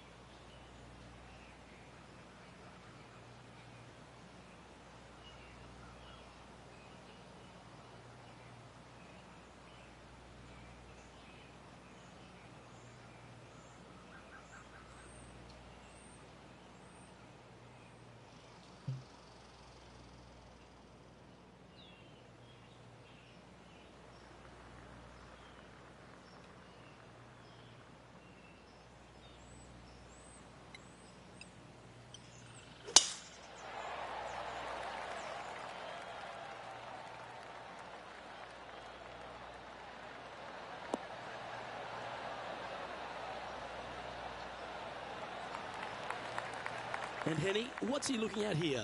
Yep, I've paced this. He's got around 195.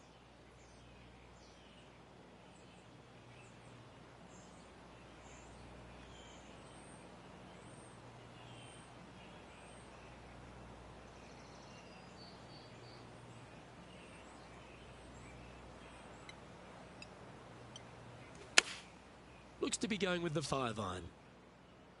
Yeah, that's a good line. That should find the surface.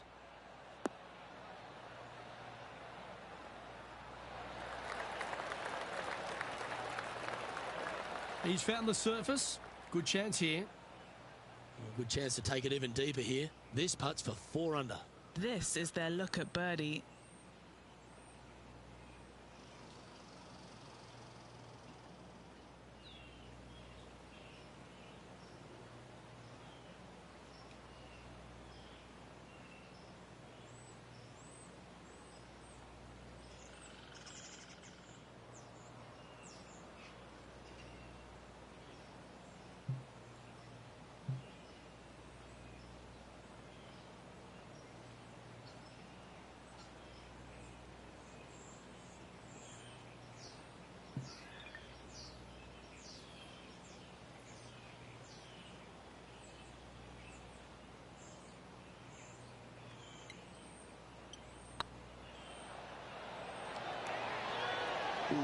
right by the hole. Putting for a par here.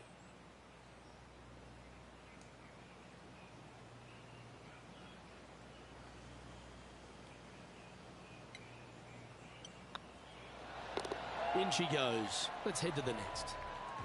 He's currently just in second place. The strategy at the 6th here at TPC Southwind on this par 4, measuring just under 450 yards from the tips, is to position your drive from the tee to give a clear shot into this green.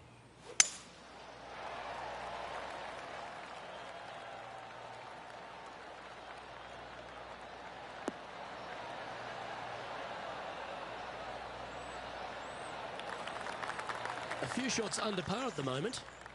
In second place.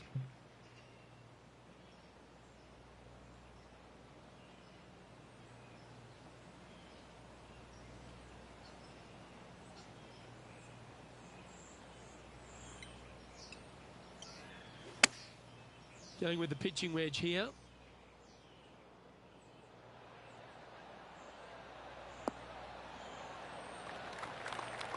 Nicely done. Here's a putt to move into a share of top spot on the leaderboard.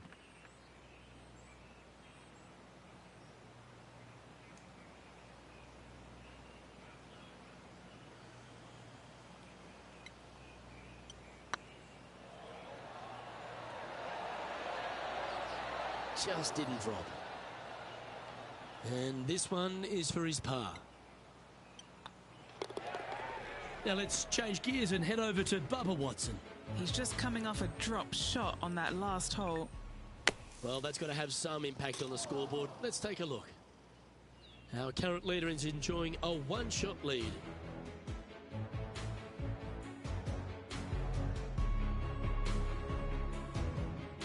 The 7th at TPC Southwind is a strong par 4, measuring 482 yards from the back tee.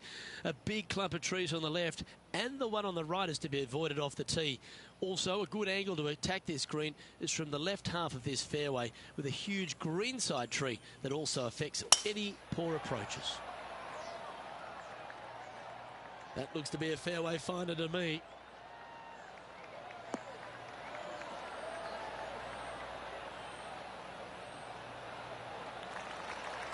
And this shot here coming up from around 130 yards. One stroke off the lead.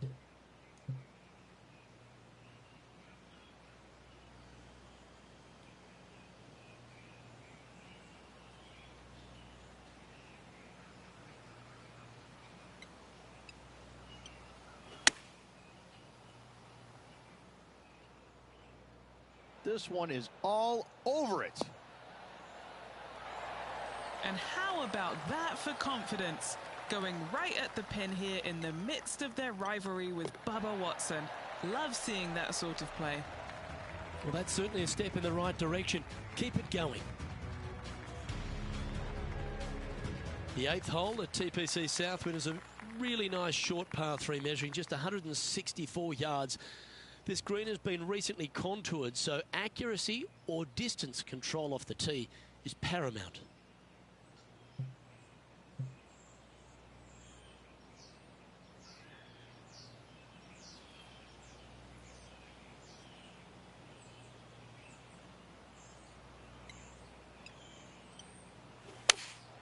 Looks to have chosen the 7-iron. Good sounding strike, that one.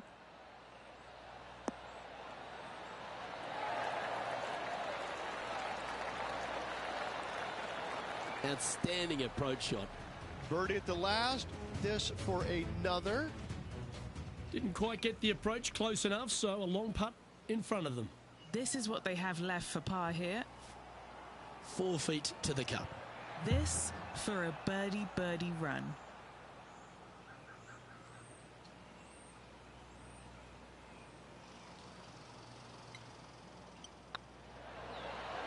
Oh, terrific. What an effort. And that will take him to 5 under.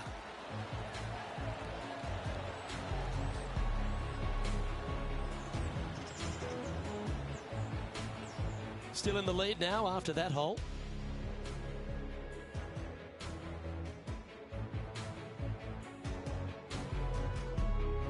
The finishing hole on the front nine here at TPC Southwind plays downhill towards a dogleg right. There's a big body of water, the short front left of this green, so make sure you've got enough club to reach the surface.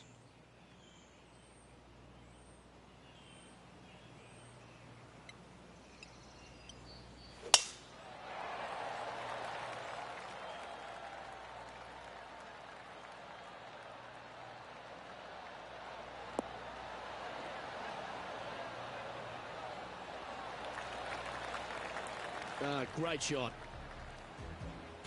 And now to Bubba Watson. Yeah, he just made bogey on that last one. Should find the green here.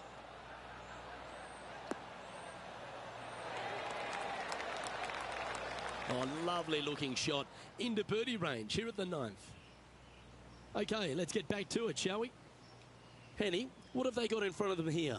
He's setting up here from about 115 yards.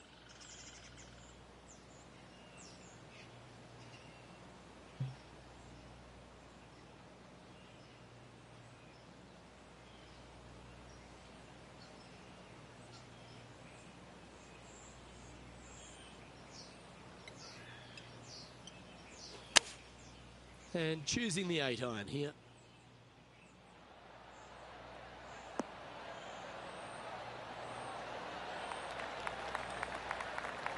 Well, got some sort of streak going on here. Greens in regulation. What a statistic. Well, the practice is paying off here, Luke. This player is relentless.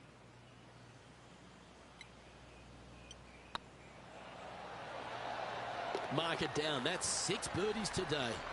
And that will move him to 6 under par.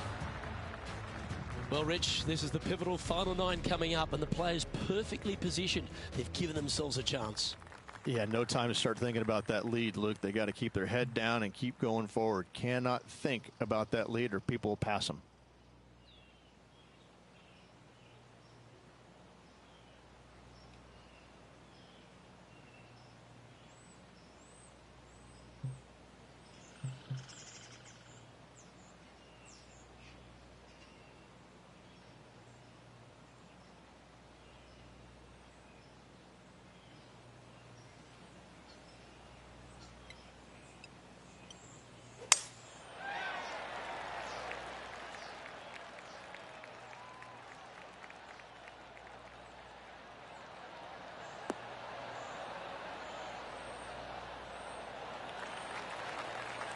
Oh, well done.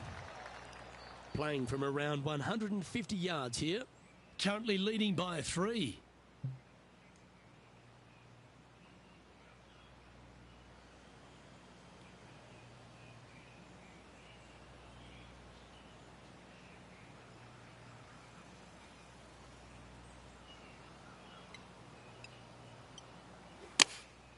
Choosing the 9-iron here.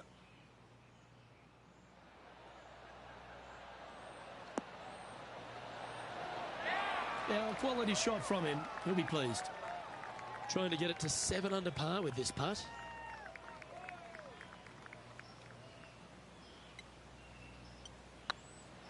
It's on a great line. It was on a good line. Oh, this would be a good one to make. It's for par. You've finished your work on that hole. Let's take a look at the next one. Our current leader is up by 3 shots. The par 3 11th at TPC Southwind measures just 162 yards, but looks can be deceiving here. While it looks pretty, it can bite you. Make sure you've got enough club here on approach.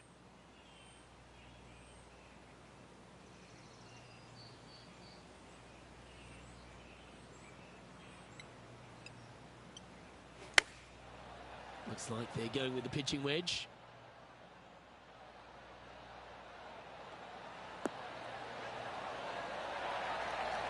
That should set up another chance.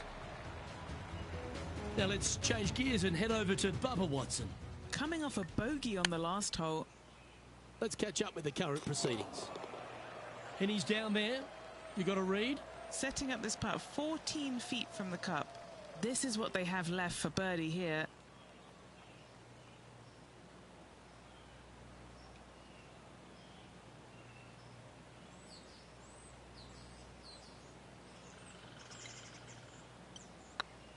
It's got a chance. Ouch, that hurts. Putting for par.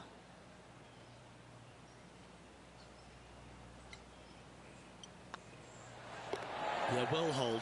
Let's move on to the next. Managing to maintain their position on the leaderboard. The par 4 12th is only a short one, measuring 406 yards from the tips. But you need to be very accurate off the tee. Avoid that huge water hazard to the right, and that'll give you the best angle into this green. Any drive that's pushed left will make it a difficult approach, and be wary. There's water over the back of this green, which you can't see.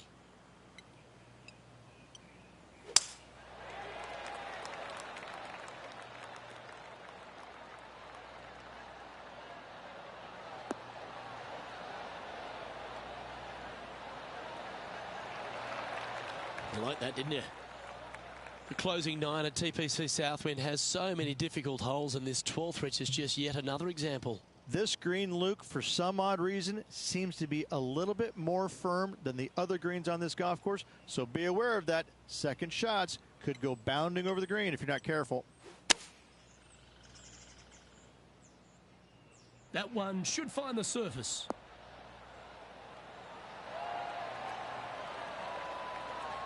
That was special. Looks like a pretty straightforward 5-footer to me. Not a bad line, this. And he just keeps putting a gap on the rest of the field. What a putt to hole. And with that, he'll move to 7 under. Incredible. Currently in first position. The 13th at TPC Southwind is a strong par 4 that plays uphill and a slight dogleg to the right. It requires a big drive up the right half and then a very accurate approach. There's a heavily bunkered green there, so make sure you hit your approach in the right distance.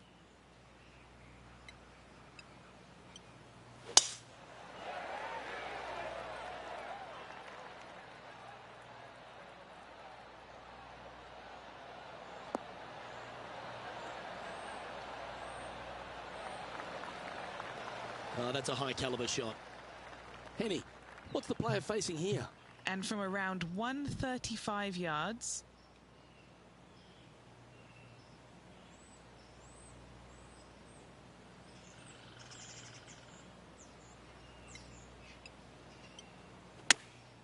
Chosen the pitching wedge here. This one looks to be on a pretty good line. Oh, right by the hole. A wonderful shot. A chance for birdie here on the 13th.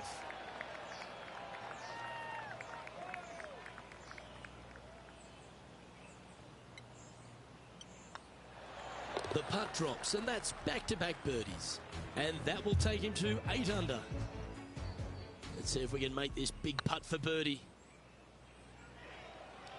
Oh, what a great stroke. And after that effort, this is how the leaderboard looks right now. Our leader is up by 4 shots now. The 14th at TPC Southwind is one of their signature holes. The par 3 that plays downhill considerably long, around 240 yards, is hit over a big body of water to the right. Fortune favours the brave here. If you need a birdie, go flag hunting. Otherwise, lay up to around 20 feet left. Looks to be going with a hybrid here. That could play.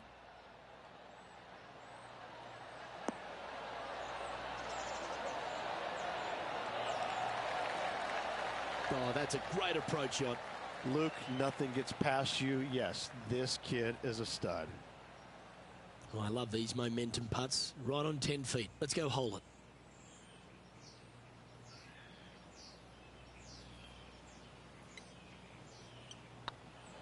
Looking better. Okay, steady now.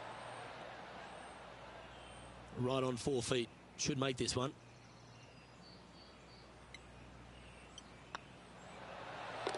Yeah, good job. Nice par. Leading by 3 strokes now. Accuracy is required at the par 4 15th. Just 395 yards off the tee. Players like to lay back to give them the right number into this green. And there's a little creek that meanders through the centre of the fairway here and up to the right side of the green. So make sure your approach is accurate.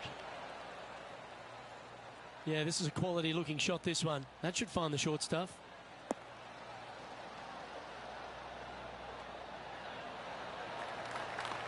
And he's down there. He's got roughly 105 yards here.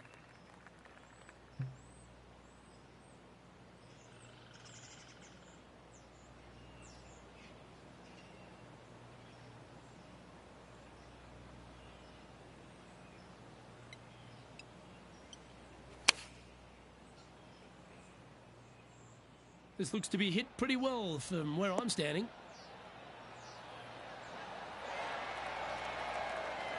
Terrific shot into the 15th and a chance for birdie.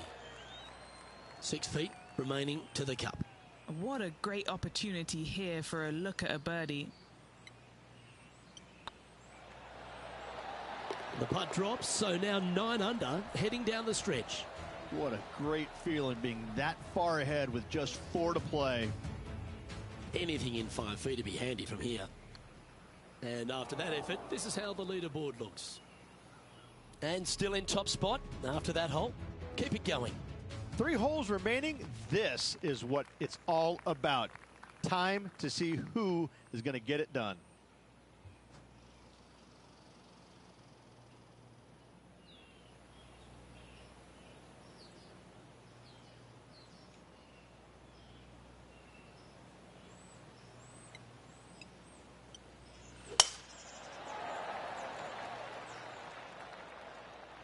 Well, I like the look of the line here. This should find the fairway.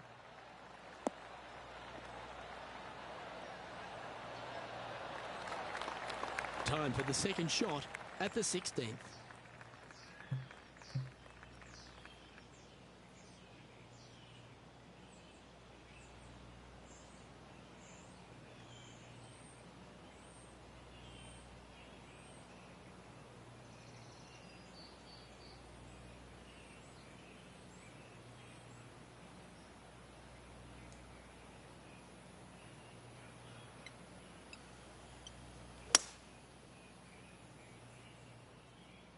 This one heading towards the green. Oh, almost went in. Yep, that'll work. That's fine. And now to Bubba Watson. He's just coming off a drop shot on that last hole. And back to the course with the live action. What's in front of them, Henny, with this putt? Just got to use the touch of a feather. Barely has to blow on it. This is just downhill.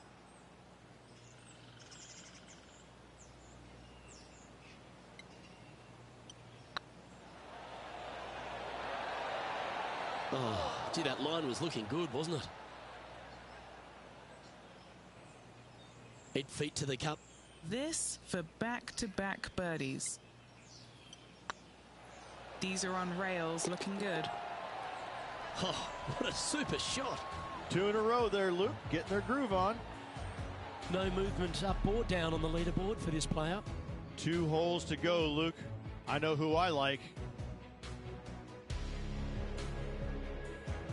The penultimate hole at TPC Southwind is a very strong par 4, measuring 490 yards off the back tees. There is a little creek that runs through the centre of the fairway here, but that only catches the biggest of drives. There's 2 big trees either side that you want to position yourself in the middle of, so then you can hit a clean shot to the green. 2 strong shots required to get onto the surface, and even once you're on the green, par isn't assured.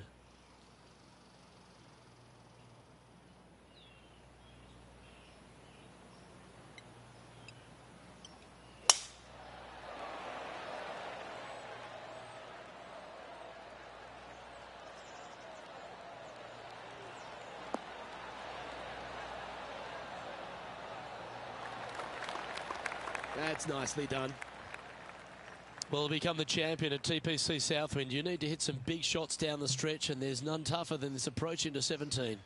The green sits just below the player, flanked by bunkers both right and left. The green is long and narrow and does generally move from right to left. All in all, one of the most difficult approaches on this golf course. Going with the 7. Oh, that one's straight at the pipe.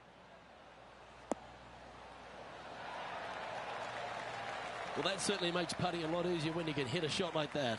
And they've been rolling the ball great today. Another great look. This one's for birdie. Their short game has been very impressive. They've been really sharp today.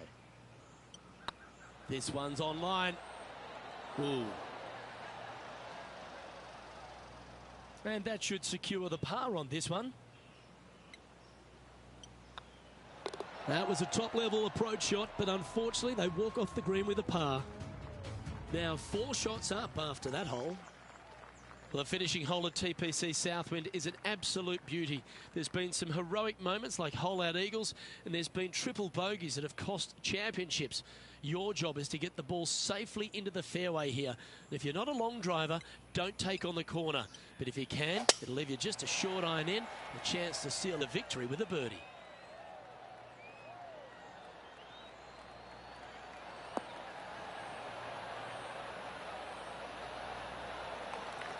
Oh, absolutely flushed. The finishing hole at TPC Southwind snakes around a huge hazard to the left. Avoid the water, Rich, and then you can go for that green. This green tilts from right to left, working down towards the water on the left-hand side. But let's face it, if you hit it in the water, you've hit a horrible shot. Anything out to the right is just fine. Well, there's a very good reason why he's leading this tournament, and that's Exhibit A. Dare I say, Luke, this player has been in fuego with his approach shots. Another green in regulation. Lining up here for a chance to win the tournament. What a putt to make. Oh, get in. Sometimes you've just got to stand up and applaud, and that's the occasion right now. This is as good as it gets.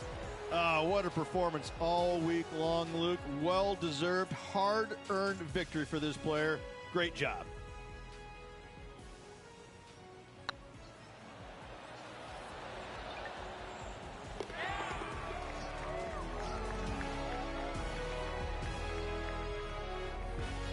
Well, if you want to go and win the FedEx Cup, that's how you start the process.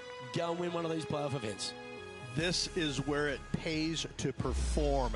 FedEx Cup wins, playoff wins, massive accomplishment. Good job. Well, that just about concludes our coverage. I'm Luke Elvey, and on behalf of Rich Beam, plus all the hard-working folks at HB Studios, it's good night for now.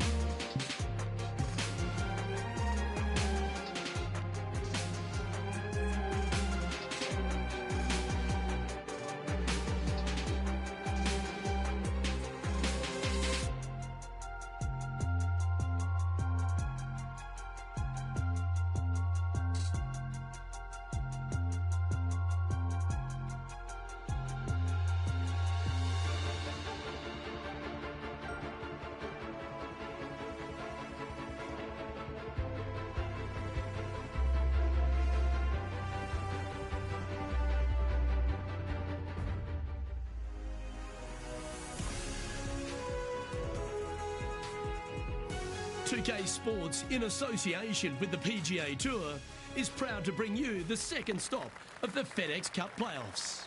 Today's coverage of the BMW Championship is about to begin. Hello, I'm Luke Elvey alongside 2002 PGA Championship winner Rich Beem, who's in the booth. And it's a hello to Henny Koyak down on the course following our featured group. Hey Luke, I'm very happy to be covering this featured group's play this week. It's going to be fire, let me tell you. There seems to be quite the rivalry starting between these two players. Yes, he's a big-hearted guy, but he's got a big game too. So look out for HV3. But don't worry if you lose this rivalry, because you'll end up with a great friend indeed. And they're playing from about 140 yards out.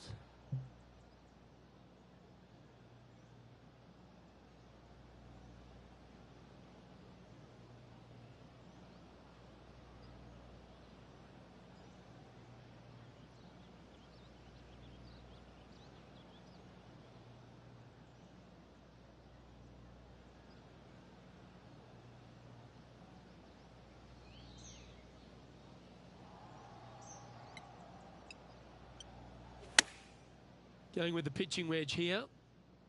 Clubbing up, smart. Got to control it though. Let's see. A wonderful shot and a chance for birdie here on the first. 5 feet coming up to the cup. Little birdie look in here. Oh, just missed. Just a tiny putt is all that remains. So it'll be a par to start their round. Very nice par indeed. Very solid hole play. He's in a share of 7th place. And Rich, the second hole in play for the championship is a little different than the round in the members face. It's the 13th on the card. Take us through it. It is. It's a very strong par 3, just over 210 yards. But this green is very deep, so it wouldn't surprise me to see this hole playing somewhere over the 225-yard mark. It's very narrow, very long, and very difficult.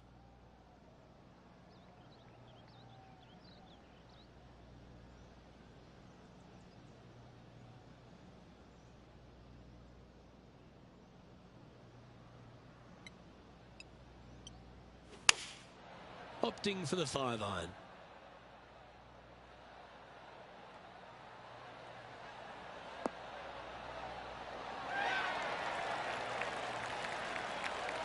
Oh, stop it. What a shot.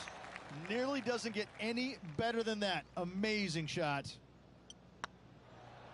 On a nice line. A well holed. He'll take the birdie.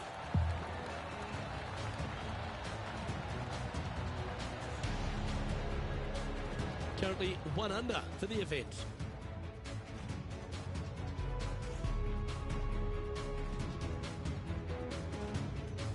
Now we head to the first of the par 5s in operation, the 3rd hole, Rich. Big hitters will be able to take advantage and drive it over those bunkers down the right-hand side, leaving a very straightforward and basic second shot back up the hill.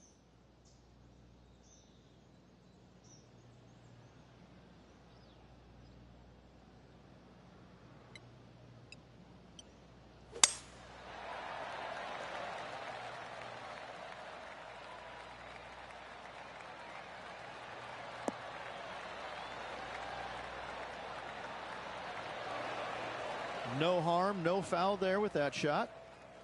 Rich, love the fact that we've made our way through to the second week of the playoffs, and I'm pretty sure every player who's here is a little extra happy that they're at the BMW Championship.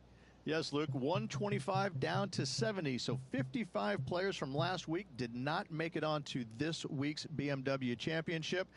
A bummer for some, but a huge opportunity for the guys that are here. Just 70, no cut whatsoever.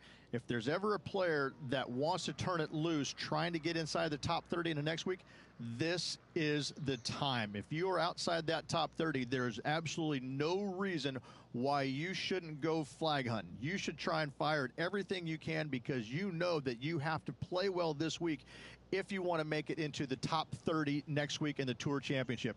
This is a great opportunity for those outside the top 30, and a little bit nerve-wracking from those sitting from about 20 to 30 on that current list. It's a brave one. Driver off the deck.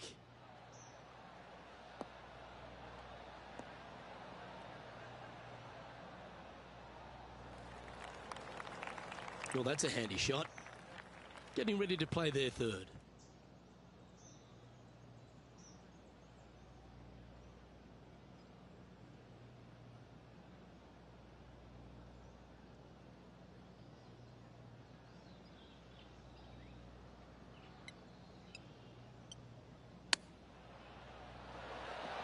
Oh, wouldn't that have been nice? A birdie putt awaits.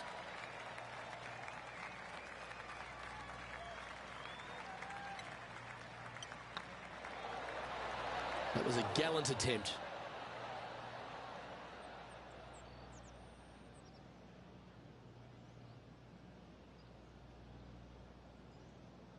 That's not your best effort. Time for the fifth shot.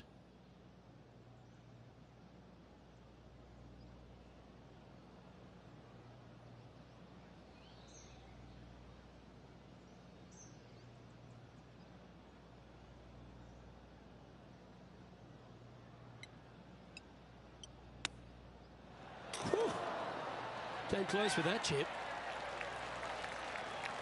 Oh, that's a tasty looking chip.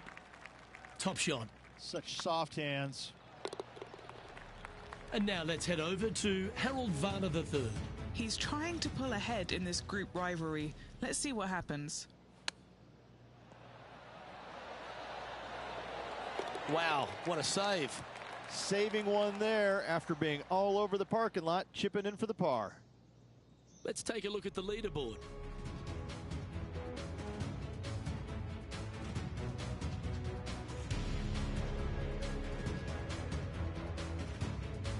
Reached the fourth hole, a relatively short par 4.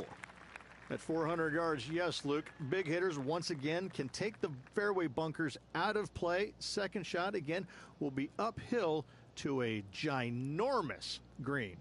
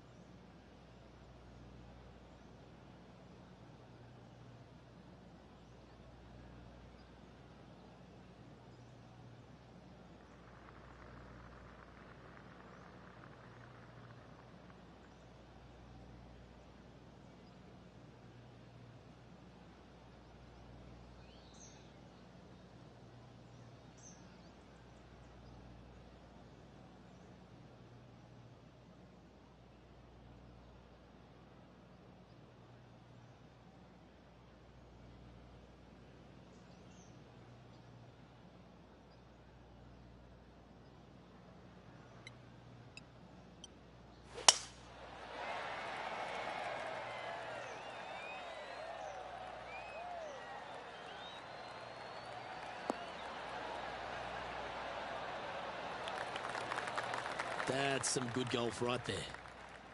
Even for the day, in a share of 7th.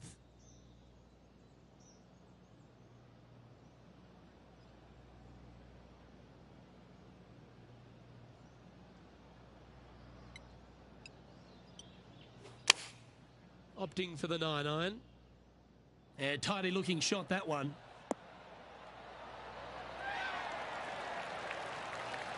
What an amazing approach shot. I think their rival, Harold Varner III, has a worthy competitor this week. And now heading over to Harold Varner III. He's got some work to do, but he's only one back from his rival.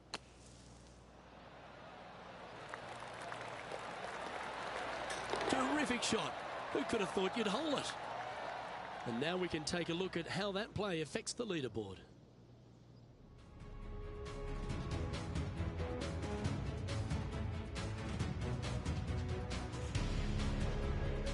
Rich, we head to the 5th on the property, and we really need to position our tee shots here, don't we? We do. This is a very interesting, cool hole, Luke. This is kind of like a fairway and then second shot green and not much else out there that you really want any part of. Miss the fairway bunker down the left-hand side. Don't hit it in there because you're going to make at least 5, if not worse.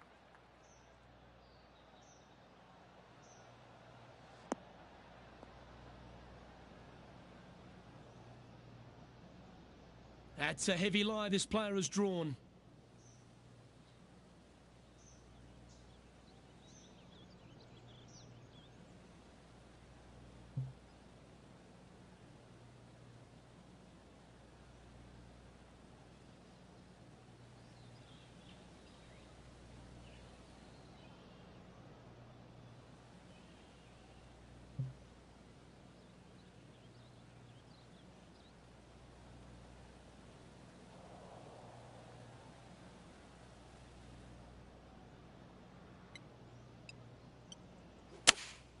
Going with the 5-iron here. Wow, did this come out beautifully?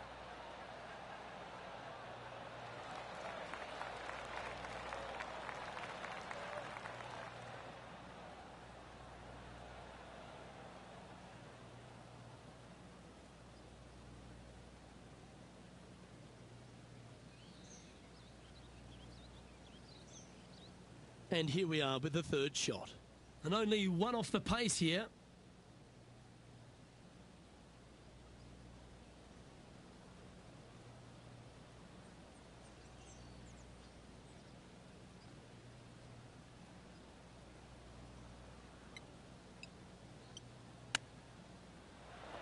Wow. That one was absolutely lasered. Wow, that almost went in the hole. That's almost a gimme. Great chip. Yes, very smooth tempo there on that chip. Just a simple tap in for par on this one. And after that performance, they'll stay right where they are in the standings. Rich, the 6th hole's a par 4 measuring under 400 yards, but there's still plenty of focus needed here. It's just a straightaway hole, Luke. A lot of players can go ahead and take a long iron and just wedge it on from there. I still think, though, the big hitters are going to give it a run and just take out the driver and whip it on up there.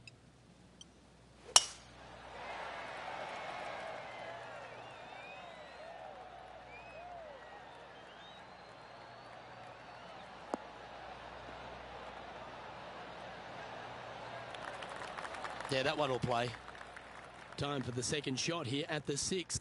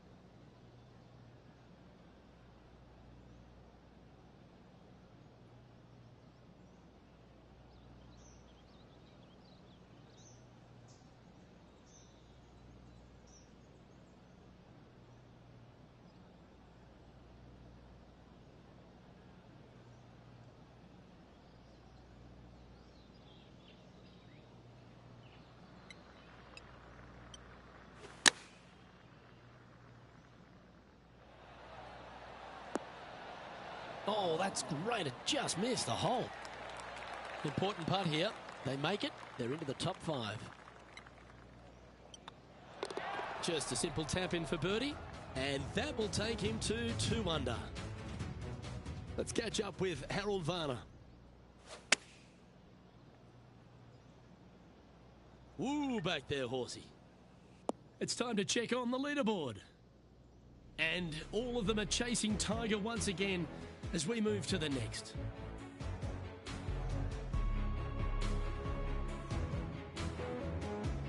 Lovely momentum for this player after that birdie at the last hole. Keep it rolling.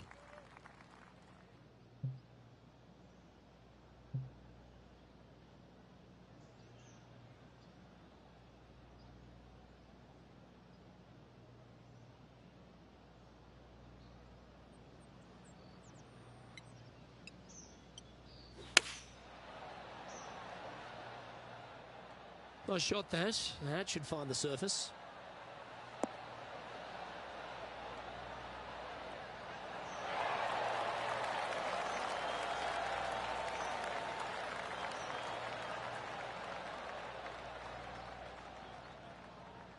A wonderful shot here at the 7th and sets up another birdie chance.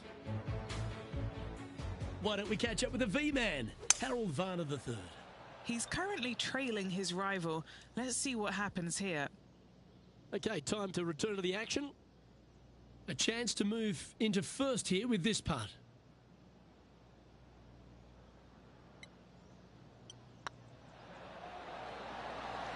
Oh, that's frustrating. And this putt to move into a tie for first.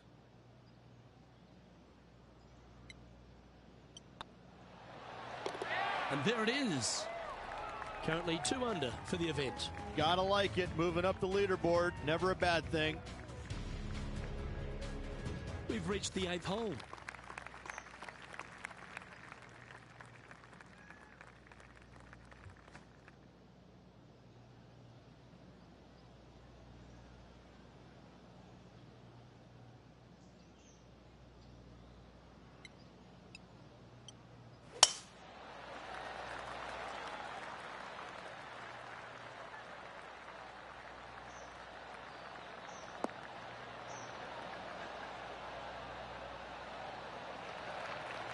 Well played, mate.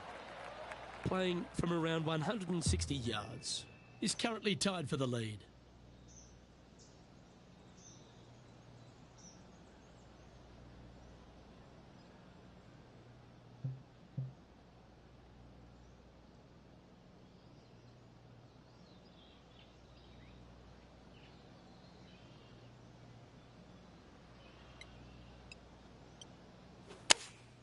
Going with the 8-iron here.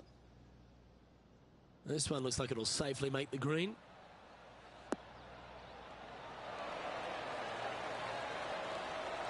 Well, take notes, folks. That's how you do it. Just 4 feet remaining between him and the hole. This is their look at birdie. This looks like it's got the speed and the line. And that's their 4th birdie of the day. And that will take him to 3 under. He's currently tied for first.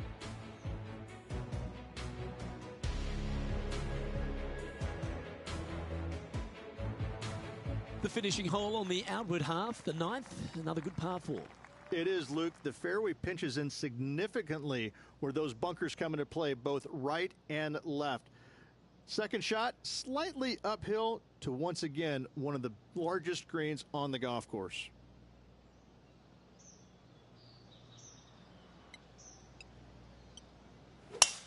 Not a bad drive. A little bit shorter than Beamer. Not bad.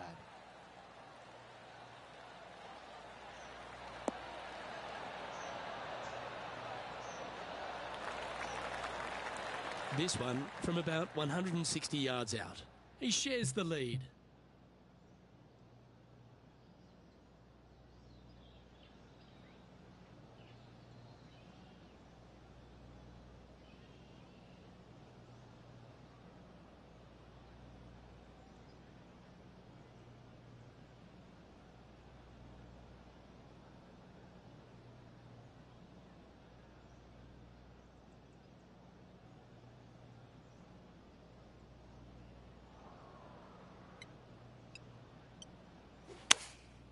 Looks to have opted for the 8-iron. Oh, look at this. Right down the throat.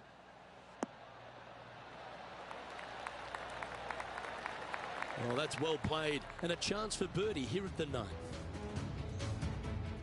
And now let's head over to Harold Varner III. Who'd have thought we'd see this? He is behind his rival. Can he do the catching up that's necessary? Okay, let's get back to the action. Putting for birdie here.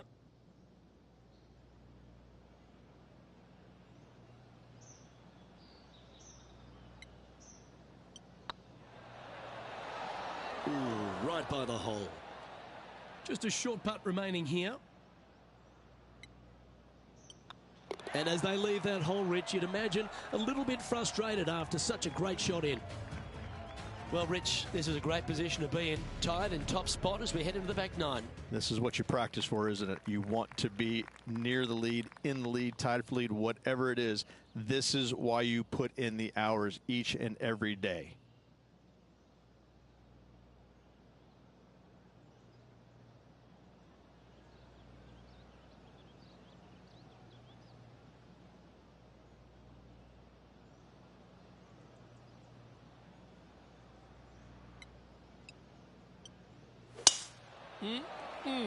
A thing of beauty.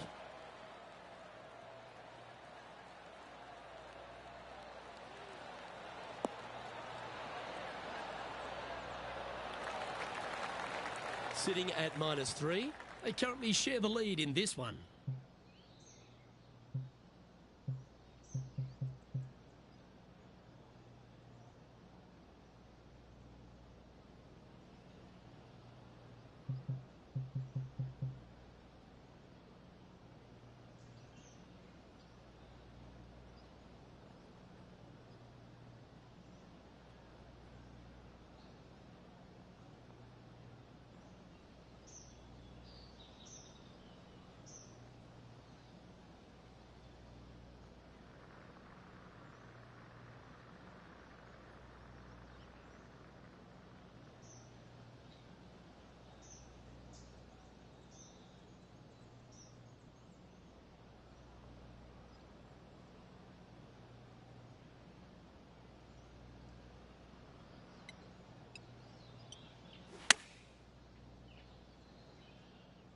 Should find the green.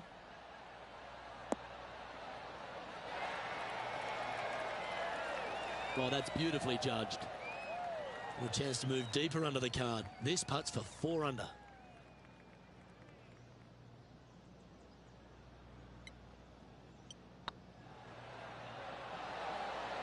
Oh, so close. It's just about 3 feet away.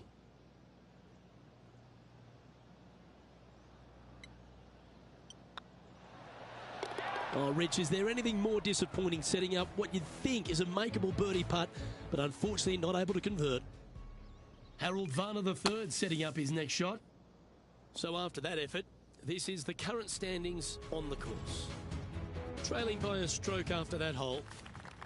Time to face a par 4.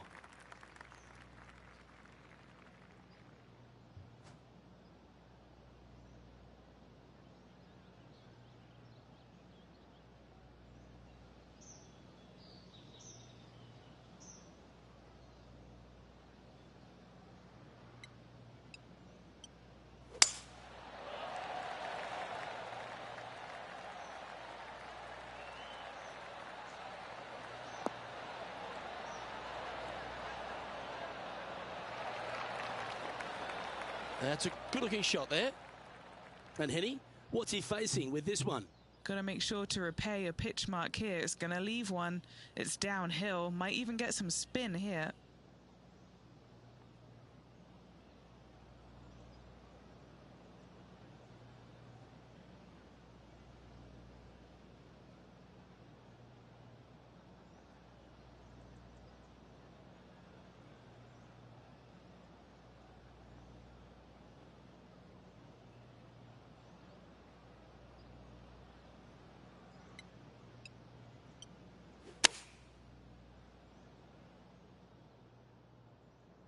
And should find the surface.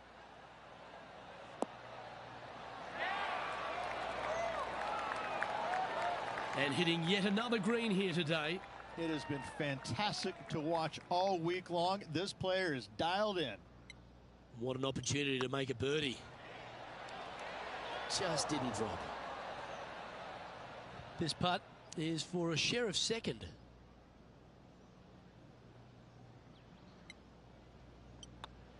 In the end, that will be a disappointing par after such a great approach shot. So close to getting a share of the lead, but gone with that effort for birdie.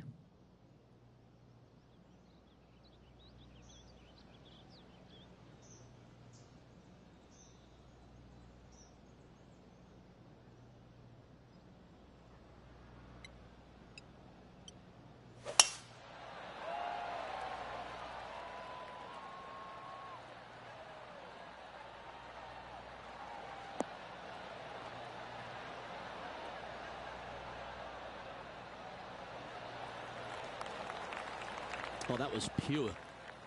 Sitting at 3 under par. Currently tied for second.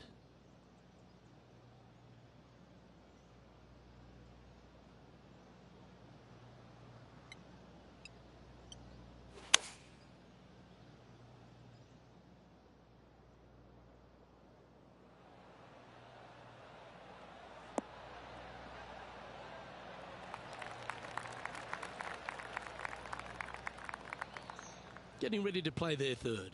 Just one stroke back in this tournament.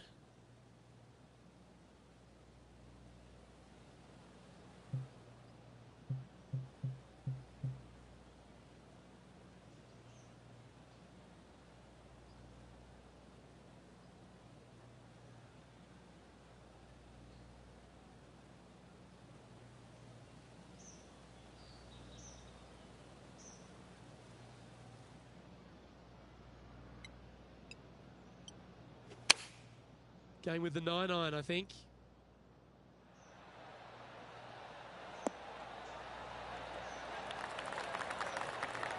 A wonderful shot and a birdie opportunity coming up at the 12th. And now heading over to Harold Varner III. He's feeling good, just birdied the last hole. Trying to get it to 4 under with this putt.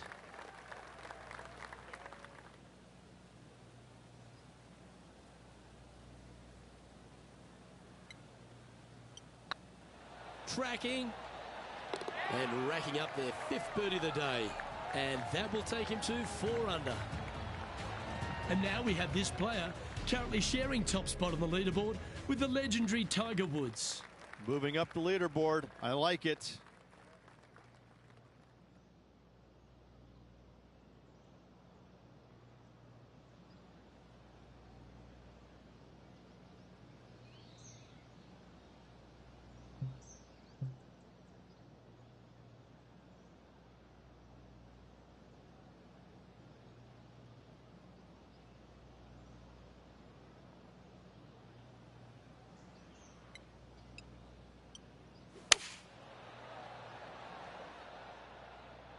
Needs a little ground help to the left.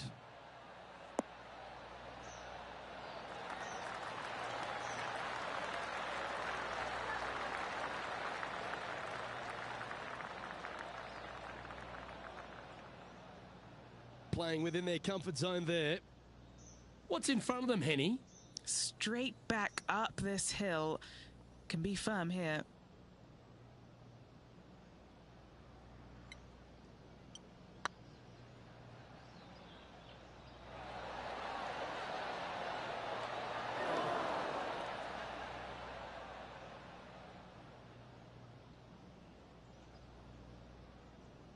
Just not enough gas. It's a lot slower going up the hill than what this player read. Oh, I don't mind this par putt. Checking the standings now, and they're currently tied for first with multiple major champion Colin Morikawa. Welcome to the tee at this par 5 hole.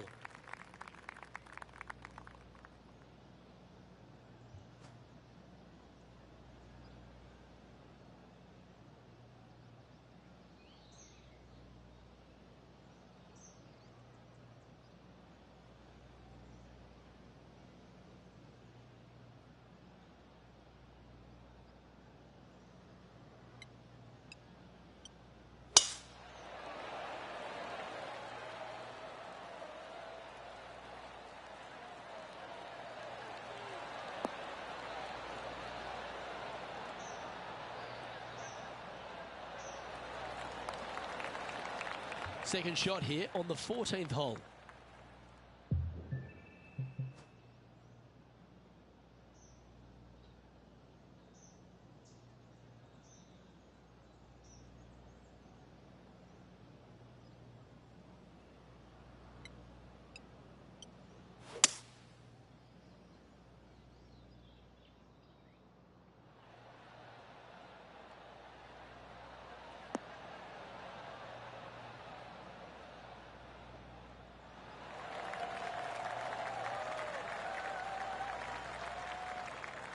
Well, that's showcasing their power there, Rich. Using all of his muscles to get that one home in two. Just taking a look at this one, Rich. Do you think it's makeable? Luke, I just don't see this happening. I tell you, I'd love to see this player prove me wrong, though.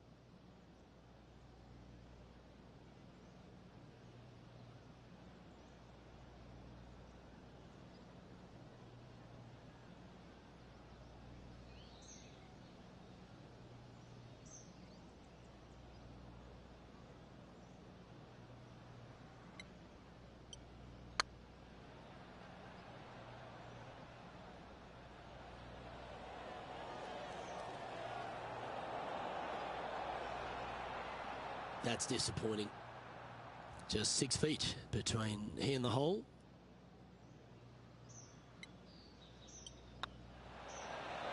Ouch, that hurts.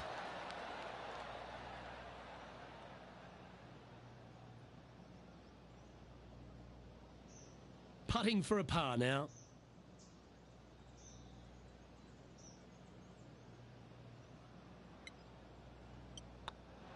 Hey, that's a chance. And now let's head over to Harold Varner III. He's currently trailing his rival. Let's see what happens here. And after that effort, that's how it looks. As we look at the leaderboard, this player sits in second place behind Colin Morikawa. The 15th for the tournament is the 17th on the golf course, Rich, a long par 3. It is just over 220 yards to a heart-shaped green, but I can promise you, Luke, there is nothing lovely about this hole. It is strong. There's water left that you want no part of. You bail out to the right. You're in the bunkers. I'm going to take 3 and move on to the next.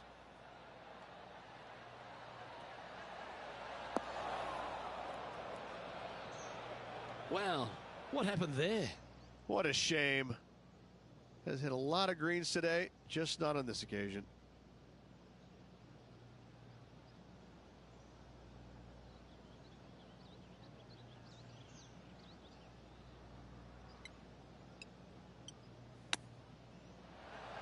How close was that to going down? What have they got in front of them here, Henny? Setting up this putt 10 feet from the cup. Gotta try and save the par here. It's tracking. And with that putt, now at 4 under, heading to the final few holes. And some kind of fast finish required if they want to win this thing. Colin Morikawa currently sitting in the lead as we check the rest of the standings.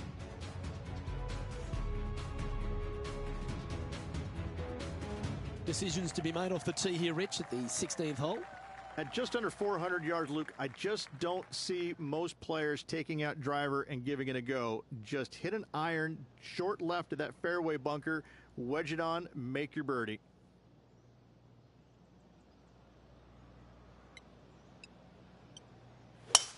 Come on, that finish line's in sight. Let's power towards it.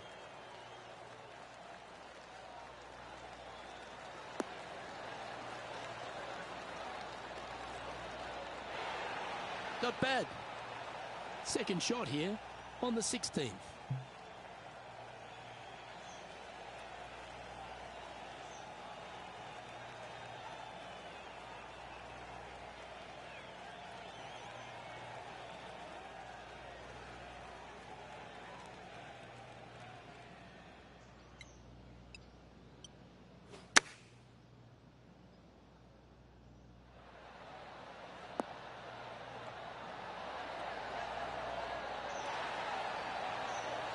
Pay attention, folks. That's how you play golf. And now heading over to Harold Varner III. Now, who'd have thought we'd see this? He is behind his rival Can he do the catching up that's necessary? Inside a couple of shots here. This would be a good putt to drop. Always rooting for this player, Luke. I hope this one goes. Colin Morikawa doing what he does best. He's leading this tournament as we head to the next hole. Couple of strong finishing holes to finish up here, Rich. First, let's take a look at the 17th. Yeah, it's just about 420 yards, and you want to favor down the left-hand side as this fairway does move left to right. You avoid those fairway bunkers. The second shot, you have to be precise with your distance control because this green has got a lot of movement on it, a lot of little bowls to it.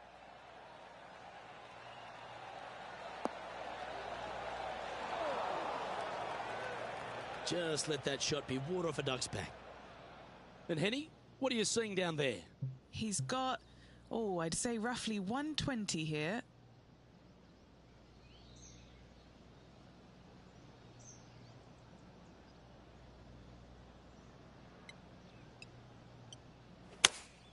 Choosing the 9-iron here. Oh, I didn't see this as possible. What a shot.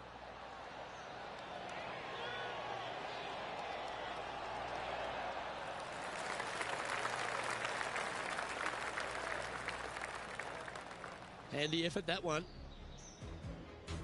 And now let's head over to Harold Varner III. Birdied their last hole. And here we are with their fourth. Gee, that'll keep the momentum rolling, Rich. Needed it. Needed that in a big way, chipping in for the par. Not afraid to go deep. This putt's for 6 under par. He's staring down a birdie putt here.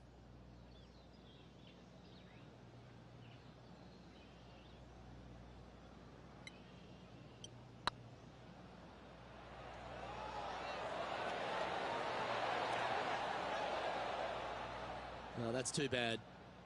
Just 3 feet to the cup. One of the good guys out there, Luke. I am hoping for this one to fall. Well hold. And this is becoming a familiar sight. Colin Morikawa leads. And the finishing hole at the south course of Wilmington's famous country club. Ridge, a really good par 4. Just over 440 yards. The bunker down the right-hand side off the tee is only reachable for the big hitters. Second shot, slightly back up the hill to a 2-tiered green. Distance control is imperative. This is a good time to get hot with the tournament on the line.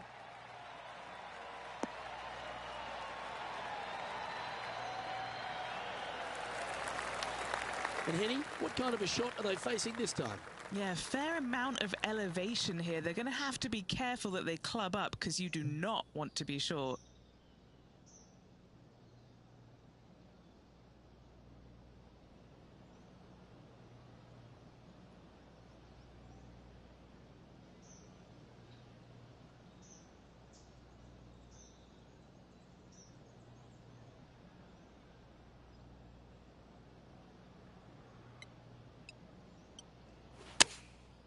And choosing the 8-iron here. Yeah, that one's looking good. Well, that'll be one of the shots of the day, that's for sure. Wonderful shot into the 18th and a chance for birdie. This putt is for a score of 65. I like the look of this. And that brings to an end his event.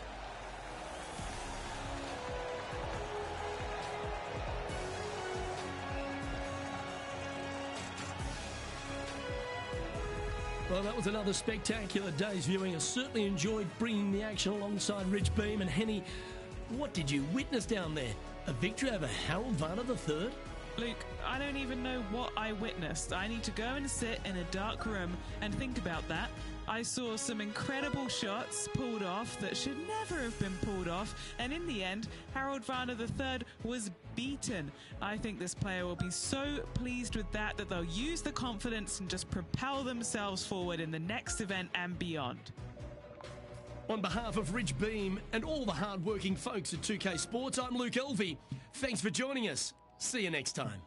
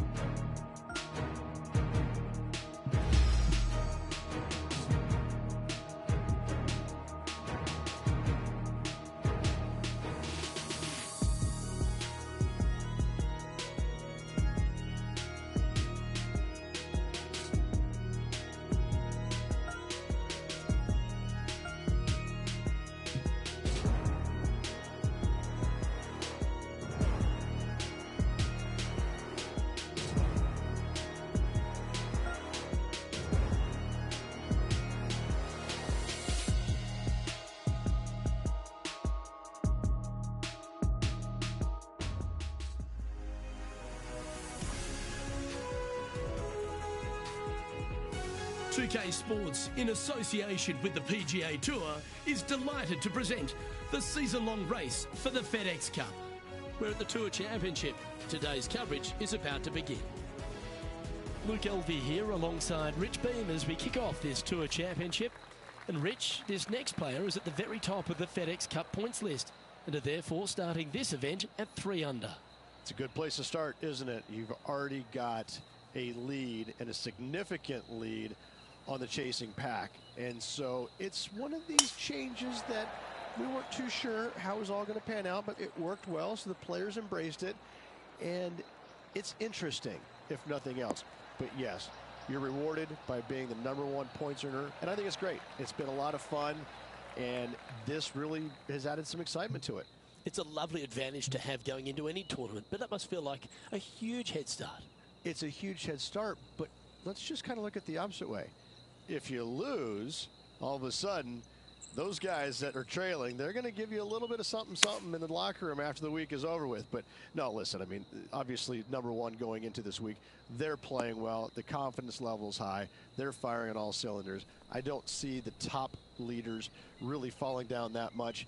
I think they're going to kind of maintain what they've already produced in the first couple of playoff events. And it's a great reward for a season long of excellence. Yes, that's exactly right. And it's a nice reward. It's a nice bonus, and that's why we call it the FedEx Cup playoffs. It's a bonus at the end of the year. It's all set up to be a beauty. Let's head out to the action.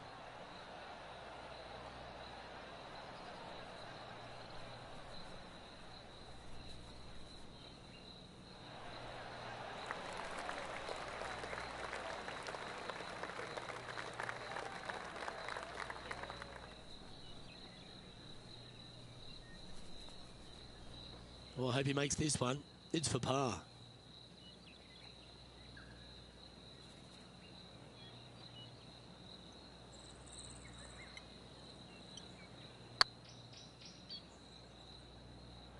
Come on, ball. Come on. Well done. That's a rock-solid par right there. Why not take another look at that effort? I could watch this one all day. Who would have thought that would go in?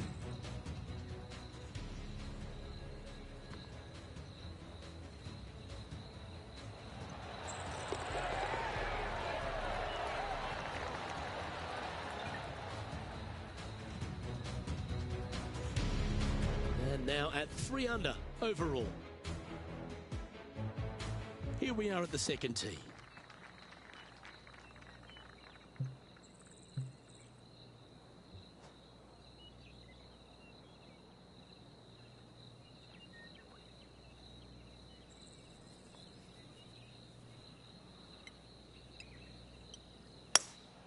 Opting for the hybrid, I think. Oh, I like that strike. This one's heading well towards the green.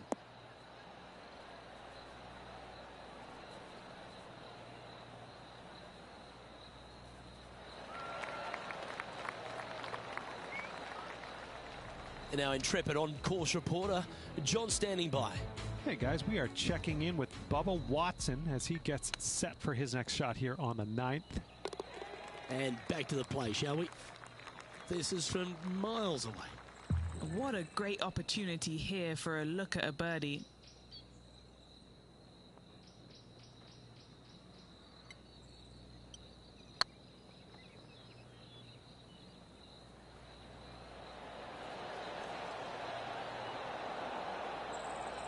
that's well judged. Pretty good chance here. This one's for par.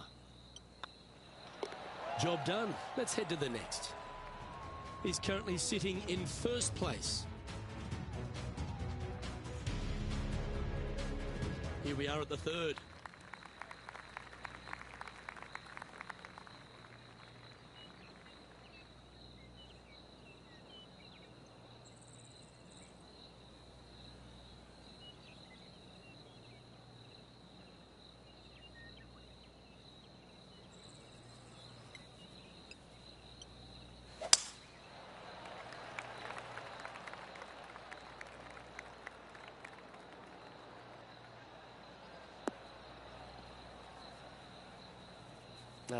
That's a little untidy.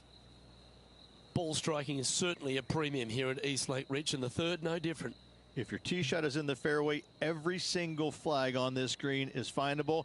Playing from the rough, watch out for that deep bunker fronting the green.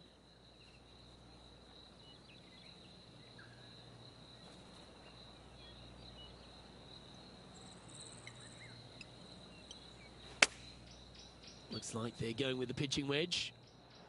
Got great connection here. Yeah, this is looking good. That was wonderfully done. Henny, you've had the chance to have a look over this one? It's 13 feet out. Unlucky for some.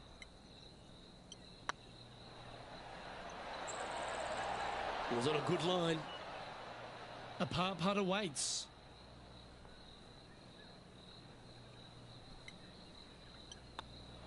And as we update the scoreboard, this player is in second, behind Colin Morikawa.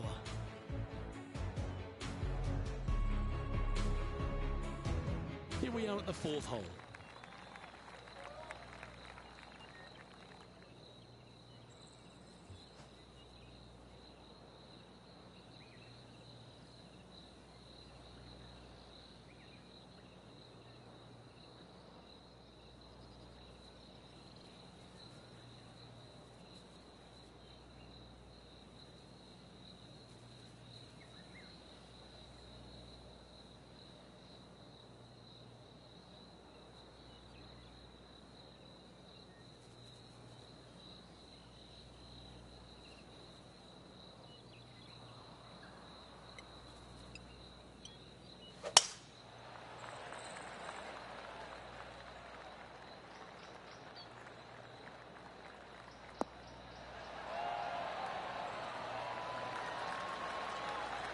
Taking aim from about 170 yards.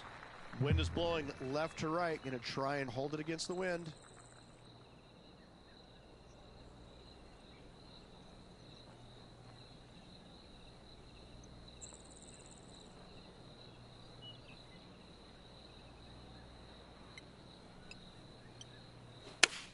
Club up. I like this play.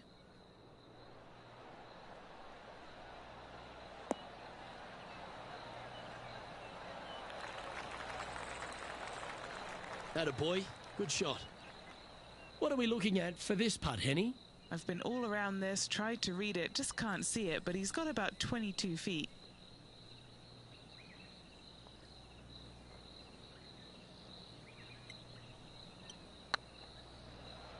Oh, they're going to walk this one in. And he holds it. What a putt. And with that, he'll move to 4 under par. And after that hole, this player is currently tied at the top of the leaderboard alongside the ever-present Colin Morikawa. Quite often the hardest hole in golf, a long par 4. Nice birdie in the last hole for a change. First one of the day. They needed it desperately. Now, next hole, looking for more.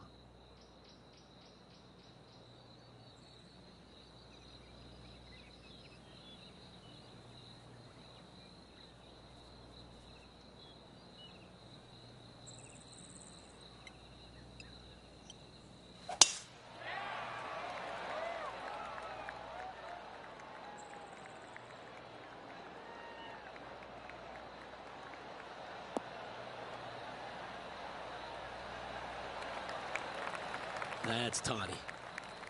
Do you like the view from where you're standing, Henny? This is looking around 115 yards out.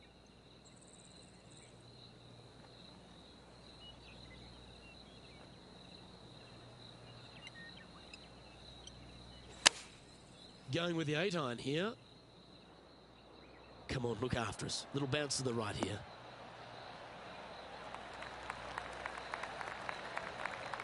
That's well played. Anything on the green from there was fine. This one here, this is for back-to-back birdies, moving him in the right direction. Lining up for his third now.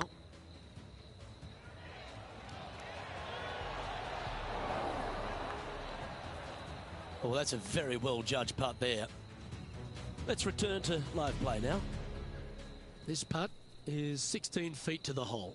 This is what they have left for birdie here.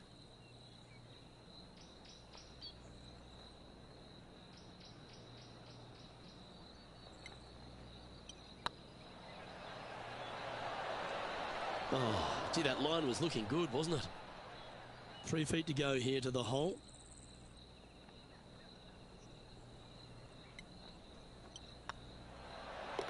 The putt drops, and we're moving on. The 6th hole at East Lake Rich, one to get after. You don't need to be long off the tee, Luke. It's only 525 yards, but the second shot plays straight back up the hill, so a little length helps.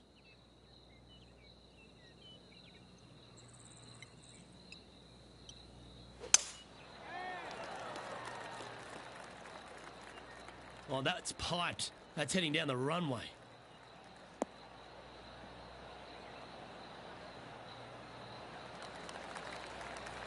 What kind of shot are they facing here, Henny? They can't quite see the green here, Luke, because it's elevated. It's much higher. They're definitely going to have to club up.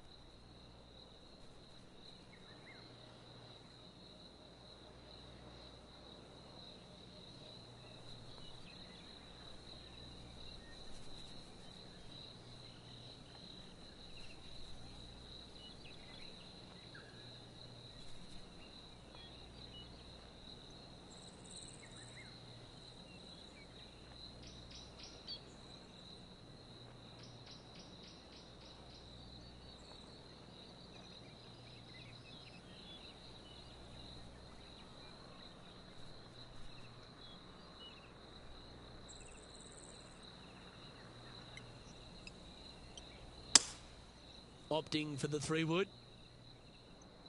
Great looking shot, this. Ah, yes. Dialed in on that one.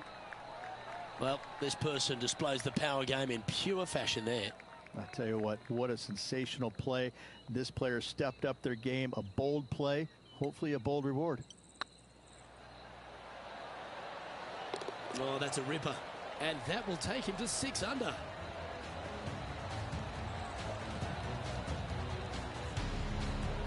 Well, with that good play, this person is now in first on the leaderboard, with Colin Morikawa in second. Let's see what happens here on the 7th. Well, there's no doubt this player is standing on the tee sky high after making the eagle at the last. Wow, what a shot.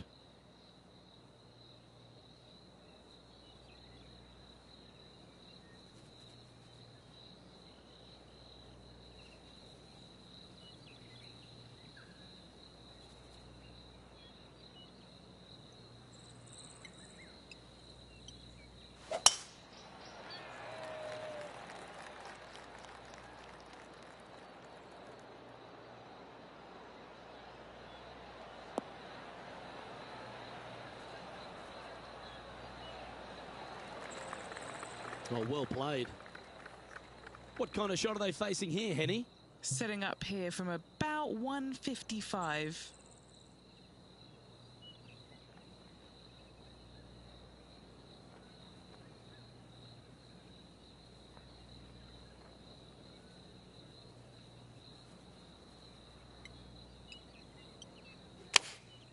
Opting for the 9-iron. Needs this one to kick right. Well, that'll work. Up on the dance floor. Could have been worse. Slim chance here for birdie, but you never know.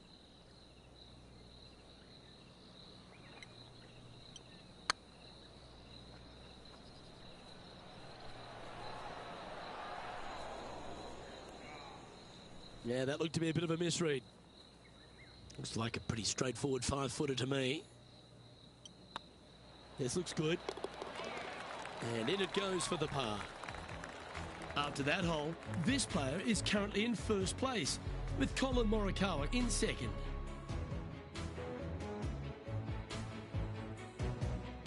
And now we find ourselves with a par 4 here. And after that par, they're looking for something good here.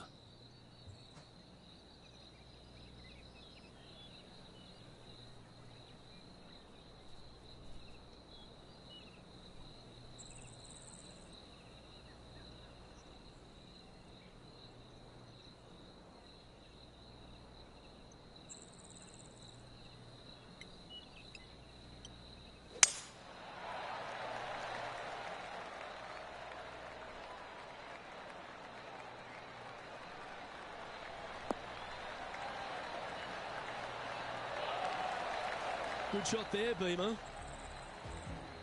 Now let's switch our focus to Colin Morikawa. Will he be able to get out of this one? They'll have to channel their inner Severiano Ballesteros here. This needs good hands. This shot here near the 200-yard marker. They need to flight this one down into the wind.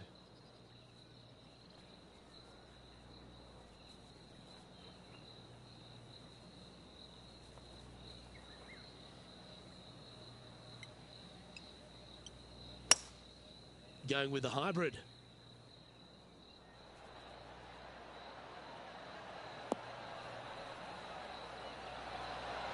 Oh, that one just missed the hole.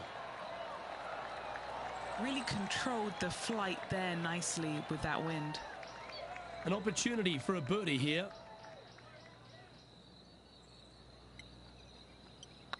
This is looking solid, what they wanted. Oh, you're going to be hard to catch now if you keep making putts like that. And that will take him to 7 under. Well, with that good play, this person is now in first on the leaderboard, with Colin Morikawa in second. Time now to take in the 9th hole. Nice birdie back there. On to the next.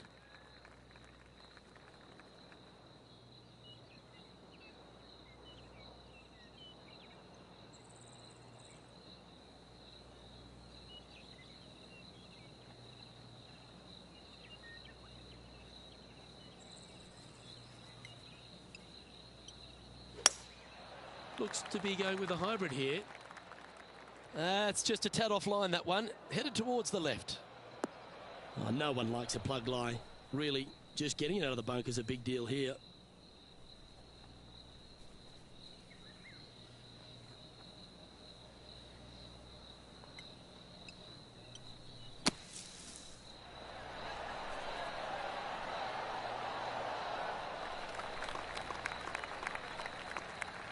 Opportunity to make their par.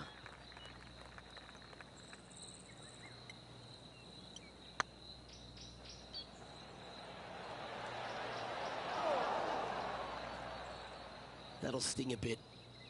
It's just about 3 feet away. Yeah, putting for bogey here. Oh, just missed.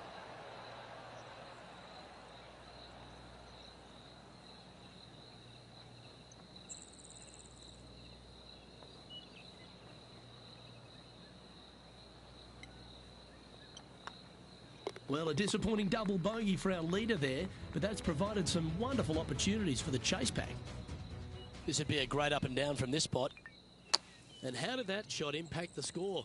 Let's have a look at the leaderboard. Okay, as we move along, it's Colin Morikawa on top of things.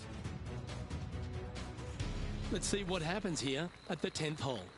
Double bogey in the last hole. That really set this player back. Hopefully it isn't too costly.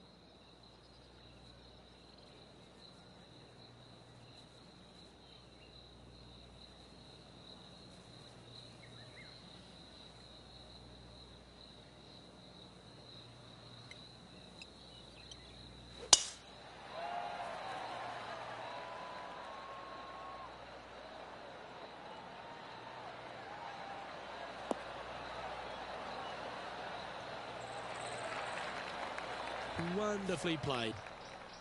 And what are we looking at here, Henny? You're going to need 1 or 2 clubs more because this green is sitting up.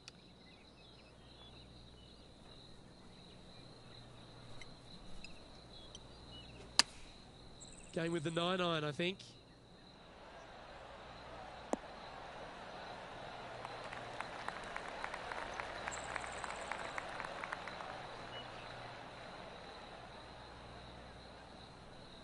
Yeah, that was tricky with that wind. Great shot there.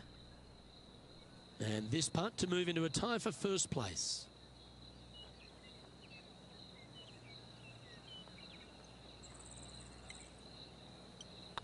Looks good. And down it goes. And that will move him to 6 under par.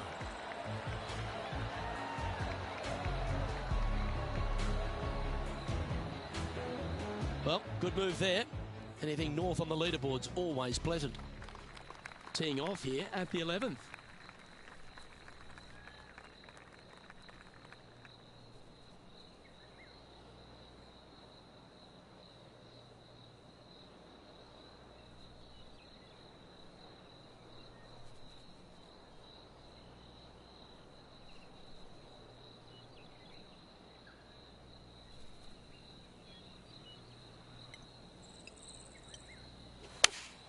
Opting for the 6-iron.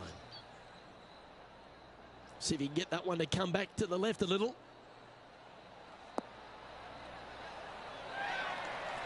Better bring their binoculars. Going to have a hard time seeing the hole from there.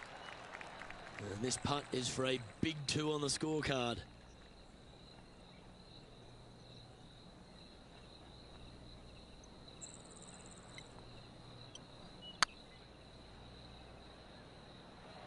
Get in the hole. Oh, what a shame. That would have been a nice one to hole. A par putt on the table. Well holed. Let's move on. Let's take a look at Colin Morikawa from moments ago. Our current leader showing us why they're on top. So after that effort, this is what the leaderboard looks like. As we look at the leaderboard, this player sits in second place behind Colin Morikawa. Now teeing off on the 12th hole.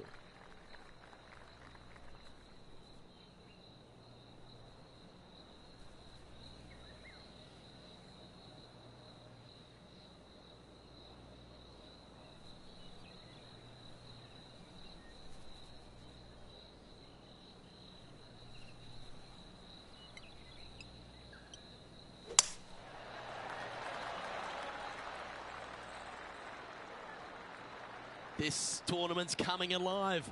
I wonder what just went down. Nicely done. And now we go to the 13th where this happened just a moment ago.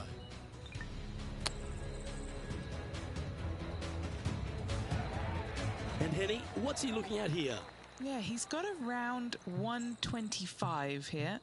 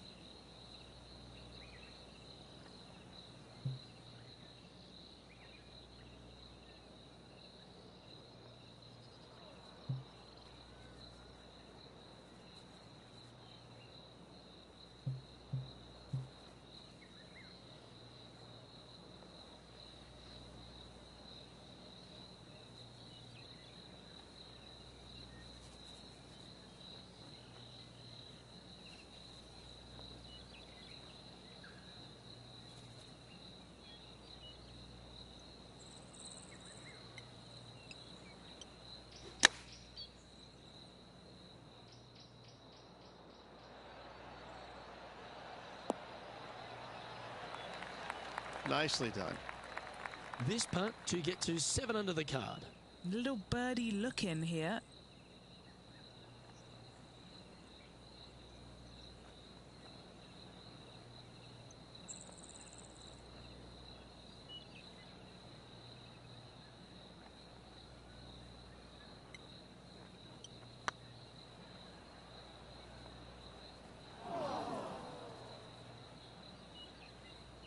One Weet-Bix too many, I think. Good putters will make these. Right on 5 feet.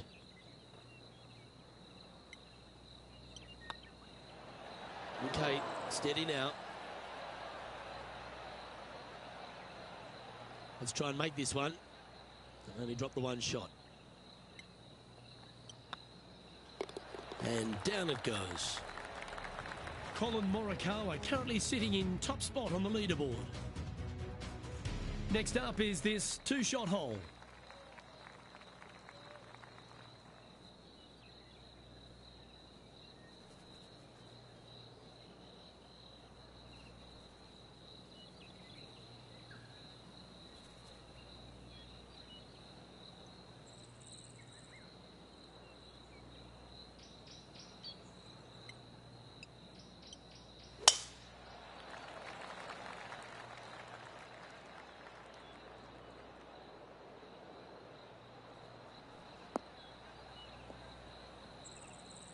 That's not what he had hoped for, I'm pretty sure of that. Henny, do you have a better look at this lie? Looks like they have a bad lie here in the second cut. This is not sitting nicely.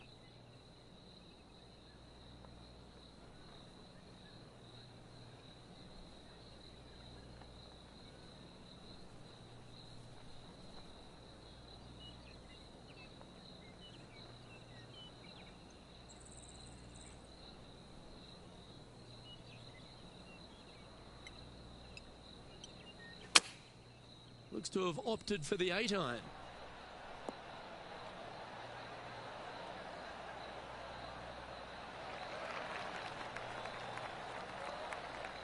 What a shot from that nasty lie. Should be proud of that. Always love these opportunities, especially when it's for birdie.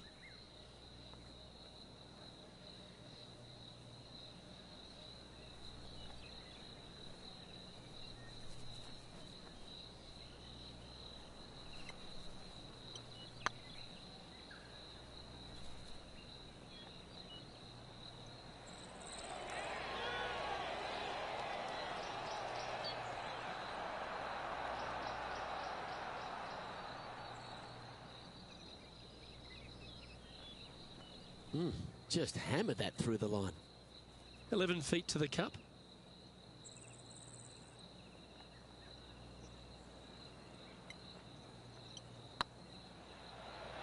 Ooh. Just 3 feet to the cup.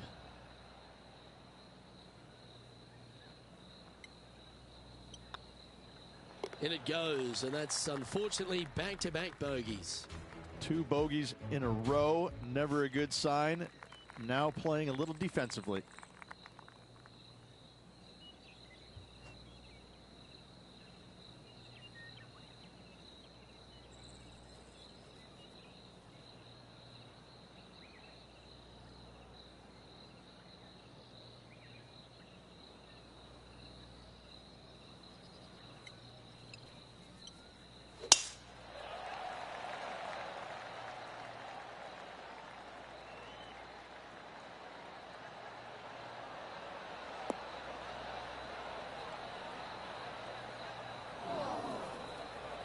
Sometimes you hit some good ones, sometimes you hit some bad ones. Moments ago, a beautiful shot happened on the course. Let's take a look at it. Well, this is a fair reason why our leader is where he is on the leaderboard. The lies aren't too bad here in the first cut of rough.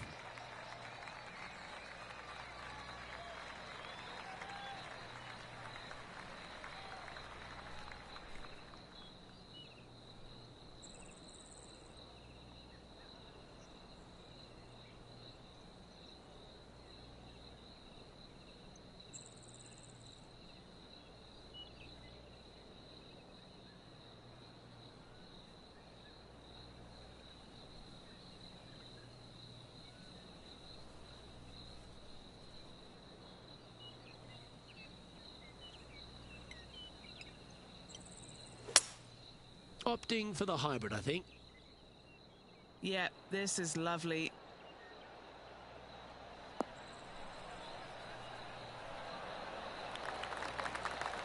Great shot. And Henny, what are they looking at here? This is downhill. Can't be too bold.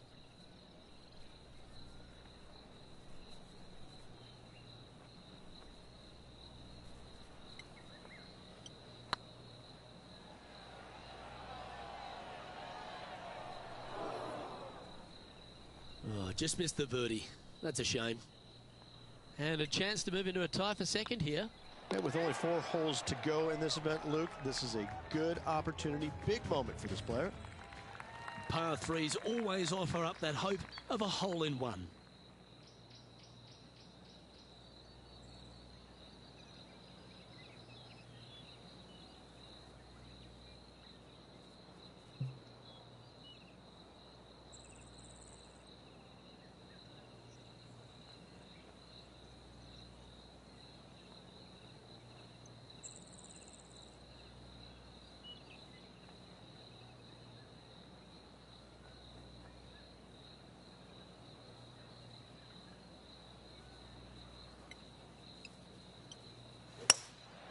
Going with the hybrid.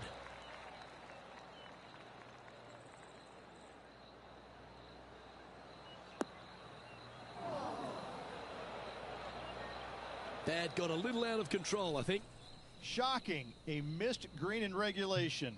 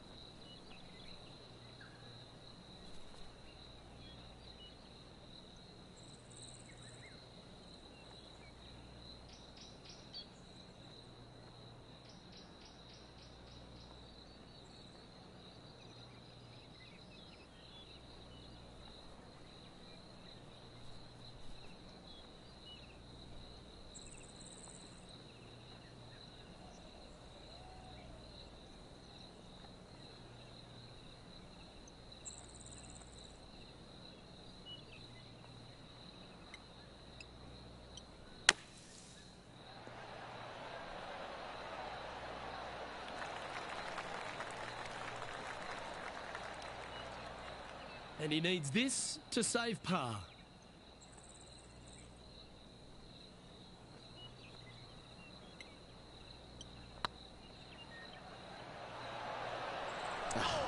That's frustrating.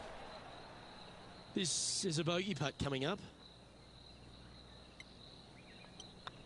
Still in contention here. 3 strokes off the lead as we approach the finish line. Inching their way closer to the top of that leaderboard. Can't afford any mistakes from here on in.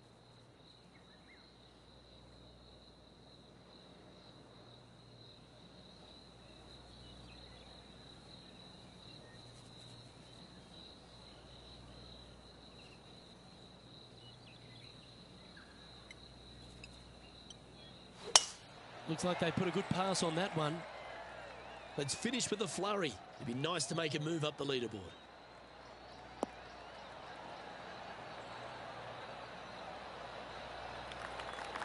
Well, there's been some FedEx Cup champions won and lost around this part of the course. This is the site of probably one of the greatest finishes in FedEx Championship history. The winner holing his second shot here to claim victory.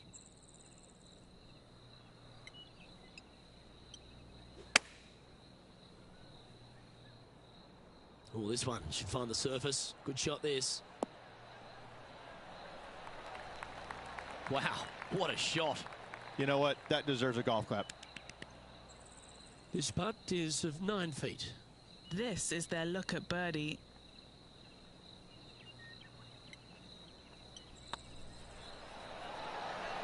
Well, what a way to bounce back. Nice putt to hole. And that will take him to 4 under. Let's take a look back at this just moments ago. Let's take a look at the leaderboard as it stands. Our leader is Colin Morikawa as we head to the next.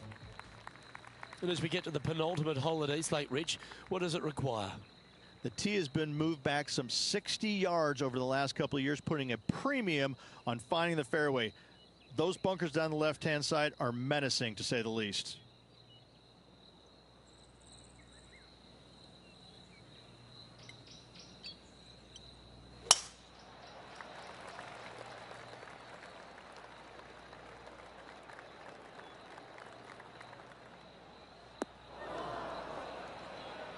Where did that come from? That's not his style.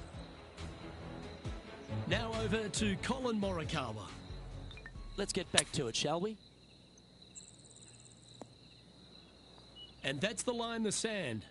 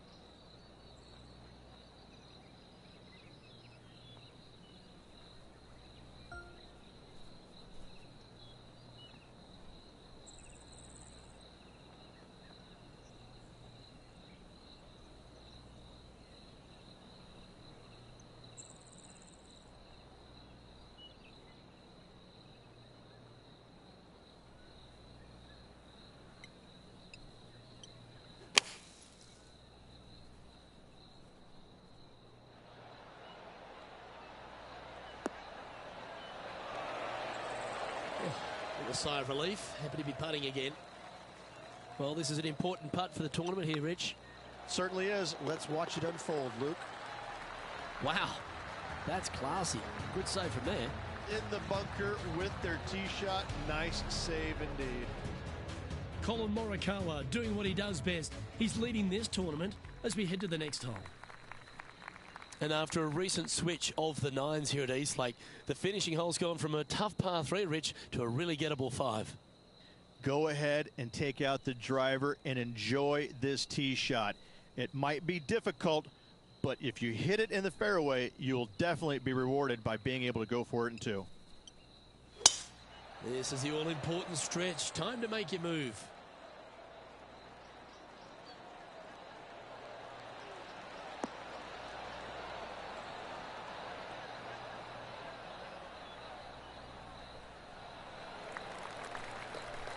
Quality shot, that one. Playing from around 230 yards. Currently a shot off the lead.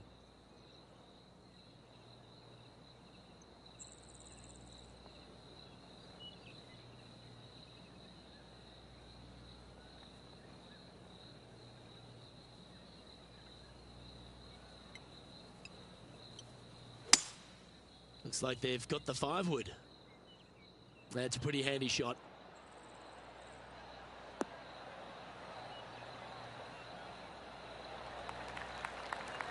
That feels like a big play at the right time, Rich. Aggressive, I love it, especially since they're one back of the lead. And this is why they put in hours and hours of practice. A putt to win it all.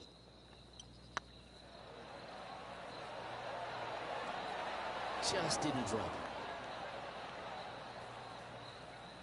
And what a moment this is to win the Tour Championship.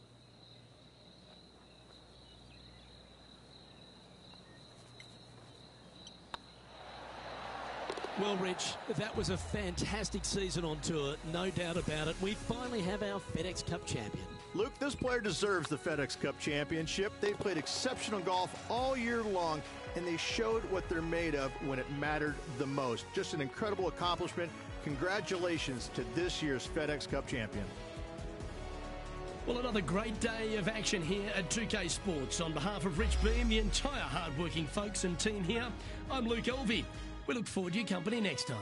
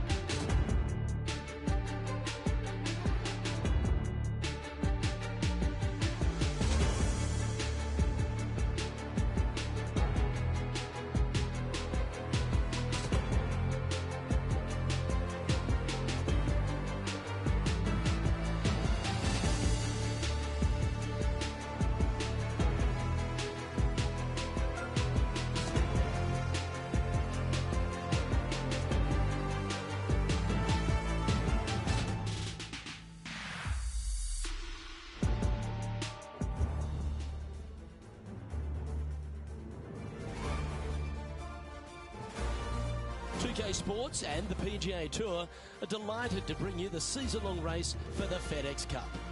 Today's coverage of the Bluff Championship is about to begin. Pleased you could join us for this first round action.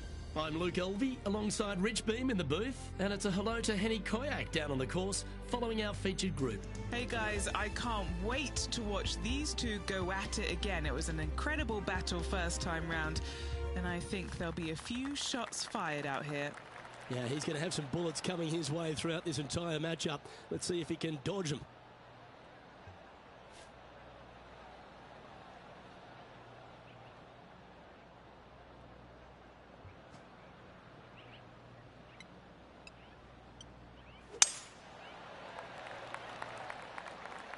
Good looking shot this.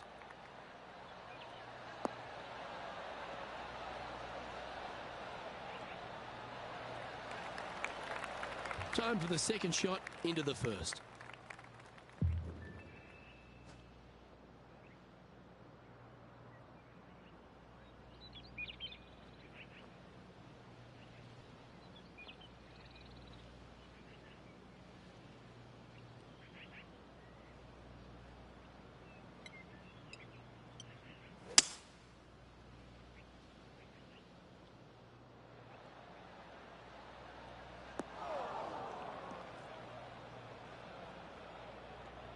And here we are with the third shot.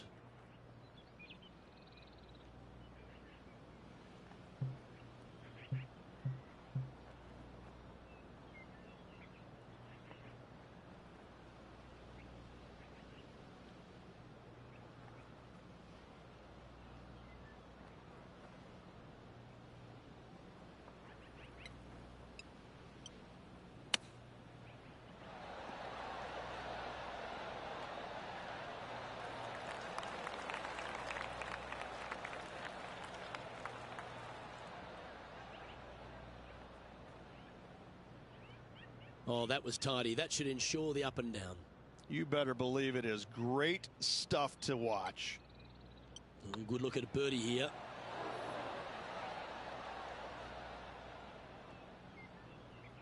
A bit too much pace on that one. This putt's about 4 feet from the hole. He's got this for his part. That was a gallant attempt.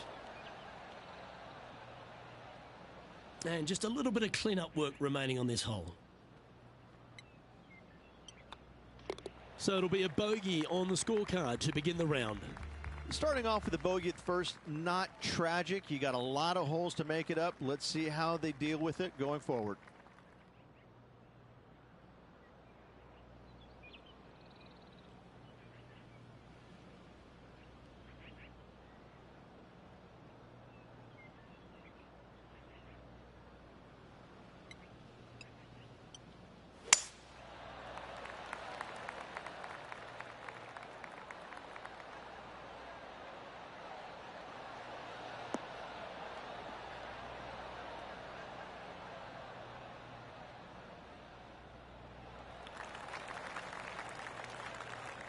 Nicely done. Now over to Rickie Fowler. Yeah, he just made bogey on that last one. And back to the course with the live action. Playing this shot from 120 yards. Wind moving the golf ball left to right.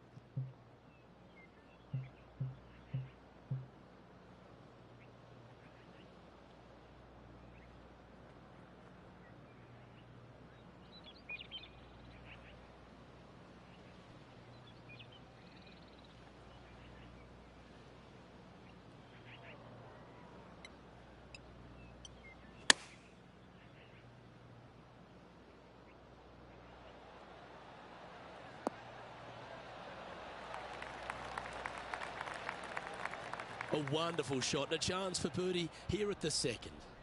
Of all the shots that I like the most, that one ranks right up there. This really looks good. And that will drop in for birdie. It was nice to see that go in because it has been pretty darn ugly up to this point. And with that now, back to level par. And after that good play, moving up the leaderboard. Now on the tee, fresh off a birdie, a great opportunity to build on that momentum.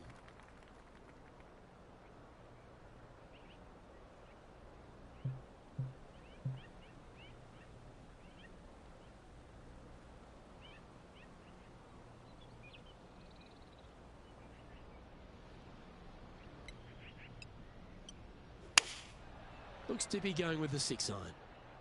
All right, he's going with a little extra club, gone against the caddy here. Let's see if it was the right shout. Well, they've got their eye locked in. Look at that approach shot against Rickie Fowler as well. A chance for a birdie if this goes down. Ouch, that hurts.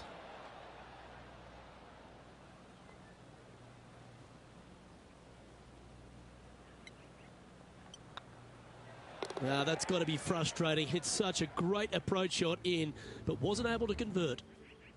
Why don't we catch up with Ricky Fowler? And after that effort, let's take a look at how it stands. So, no movement on the leaderboard there, remaining at even overall. We have a par 4 on this one, and after a par at the last, a chance to perhaps signal some intent.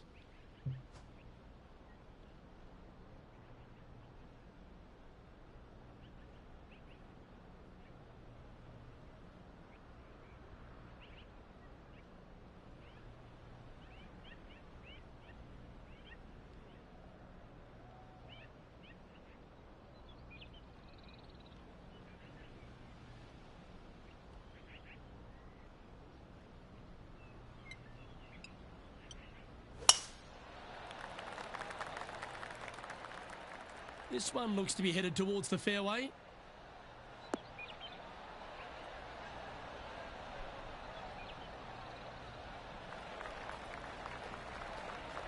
This shot was about 140 yards out. 5 strokes behind our leader.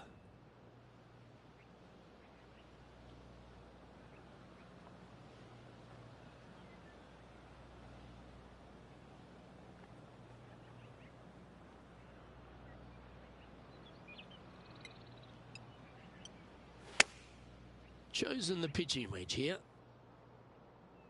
Oh, this would be handy if it could bounce right. Yeah, that was a safe play. Okay, Henny, what's he looking at with this putt? This one will run uphill.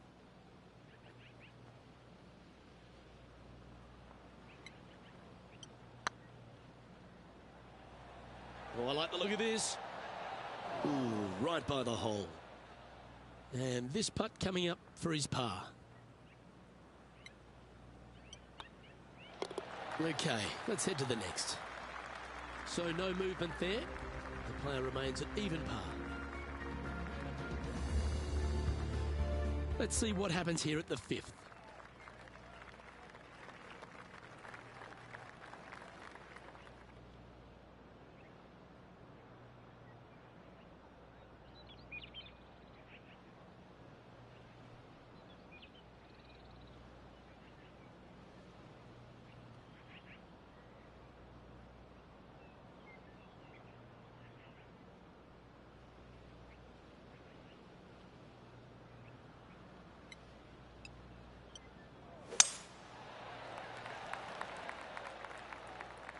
This one should find the rough.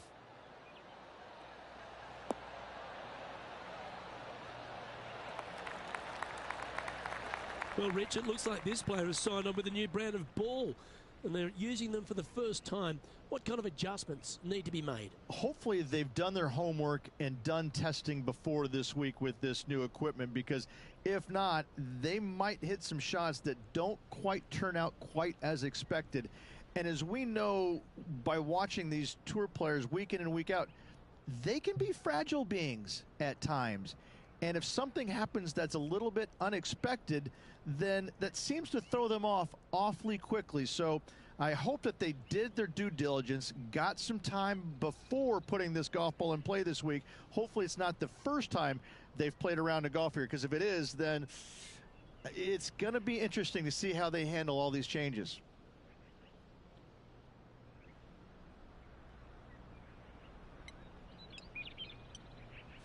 Oh, this is the stuff that gets the juices flowing. Driver off the deck.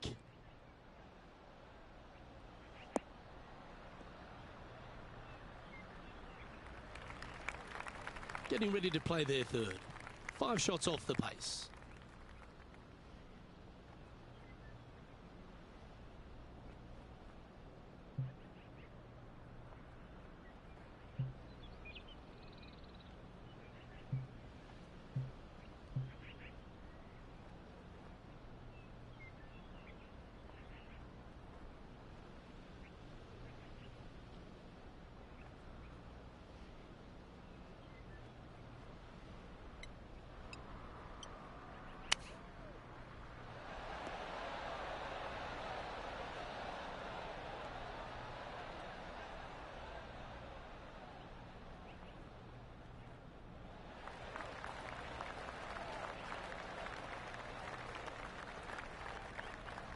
And this putt is for a big 4 on the scorecard. If they can sink this, they'll pull ahead of Fowler. This could get interesting.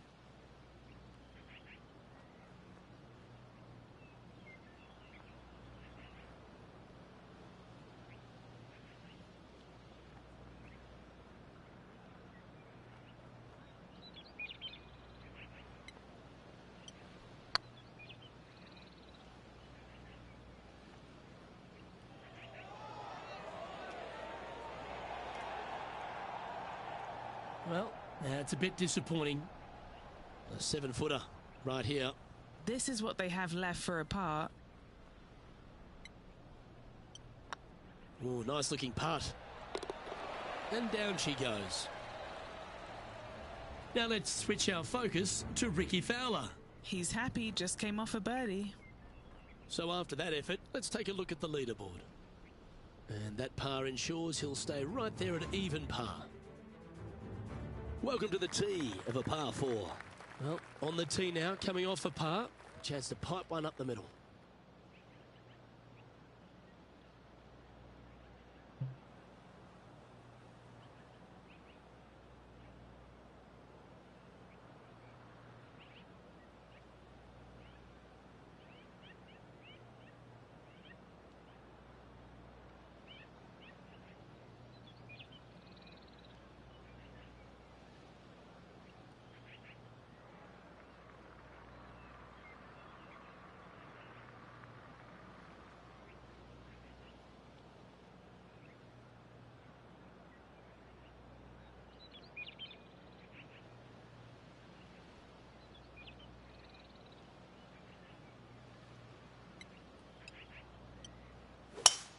Oh, just absolutely abused the golf ball there with that shot.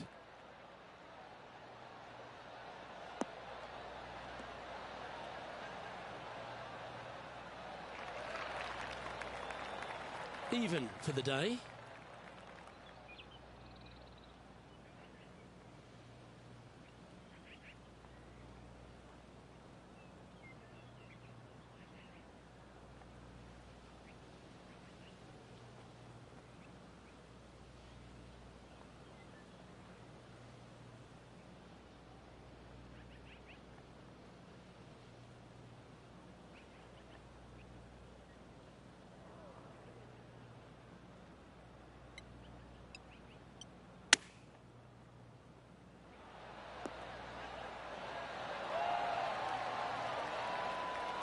That's nicely done. Putting for birdie. And down it goes. Let's head to the next. And with it, he moves to 1 under par. And now teeing off on this par 4 hole.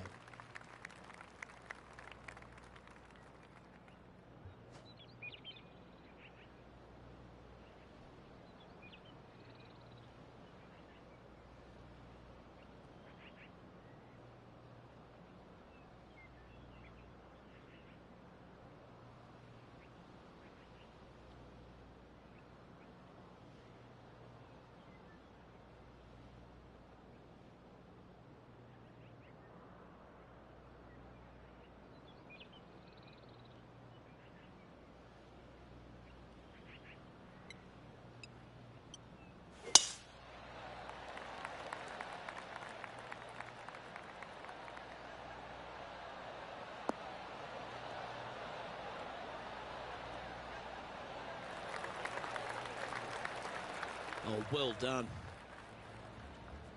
Now over to Rickie Fowler. He's 2 strokes behind his rival this week. Okay, let's get back to it, shall we? Second shot here on the 7th.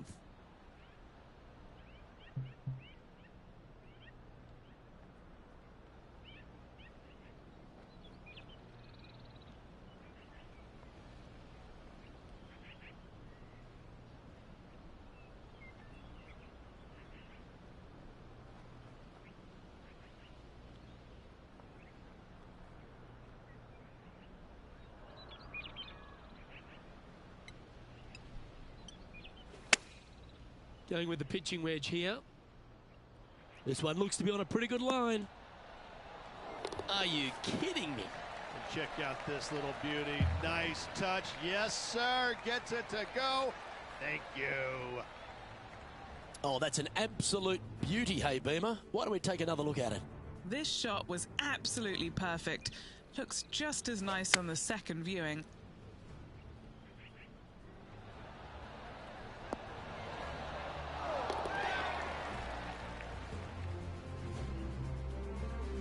Just 2 shots back after that hole.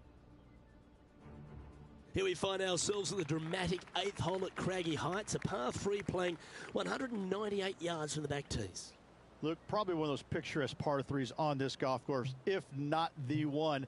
Obviously, coming up shy is a huge no-no with water lurking there. You're going to see most players hit it deep into the green. Anywhere in the heart of the green really is just fine. Walking off with a par here is just dandy. Oh, come on, sit.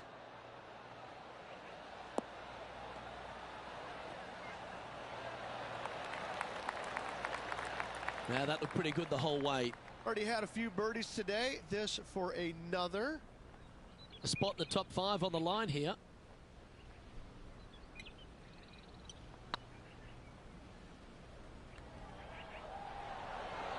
Oh, gee, that line was looking good, wasn't it?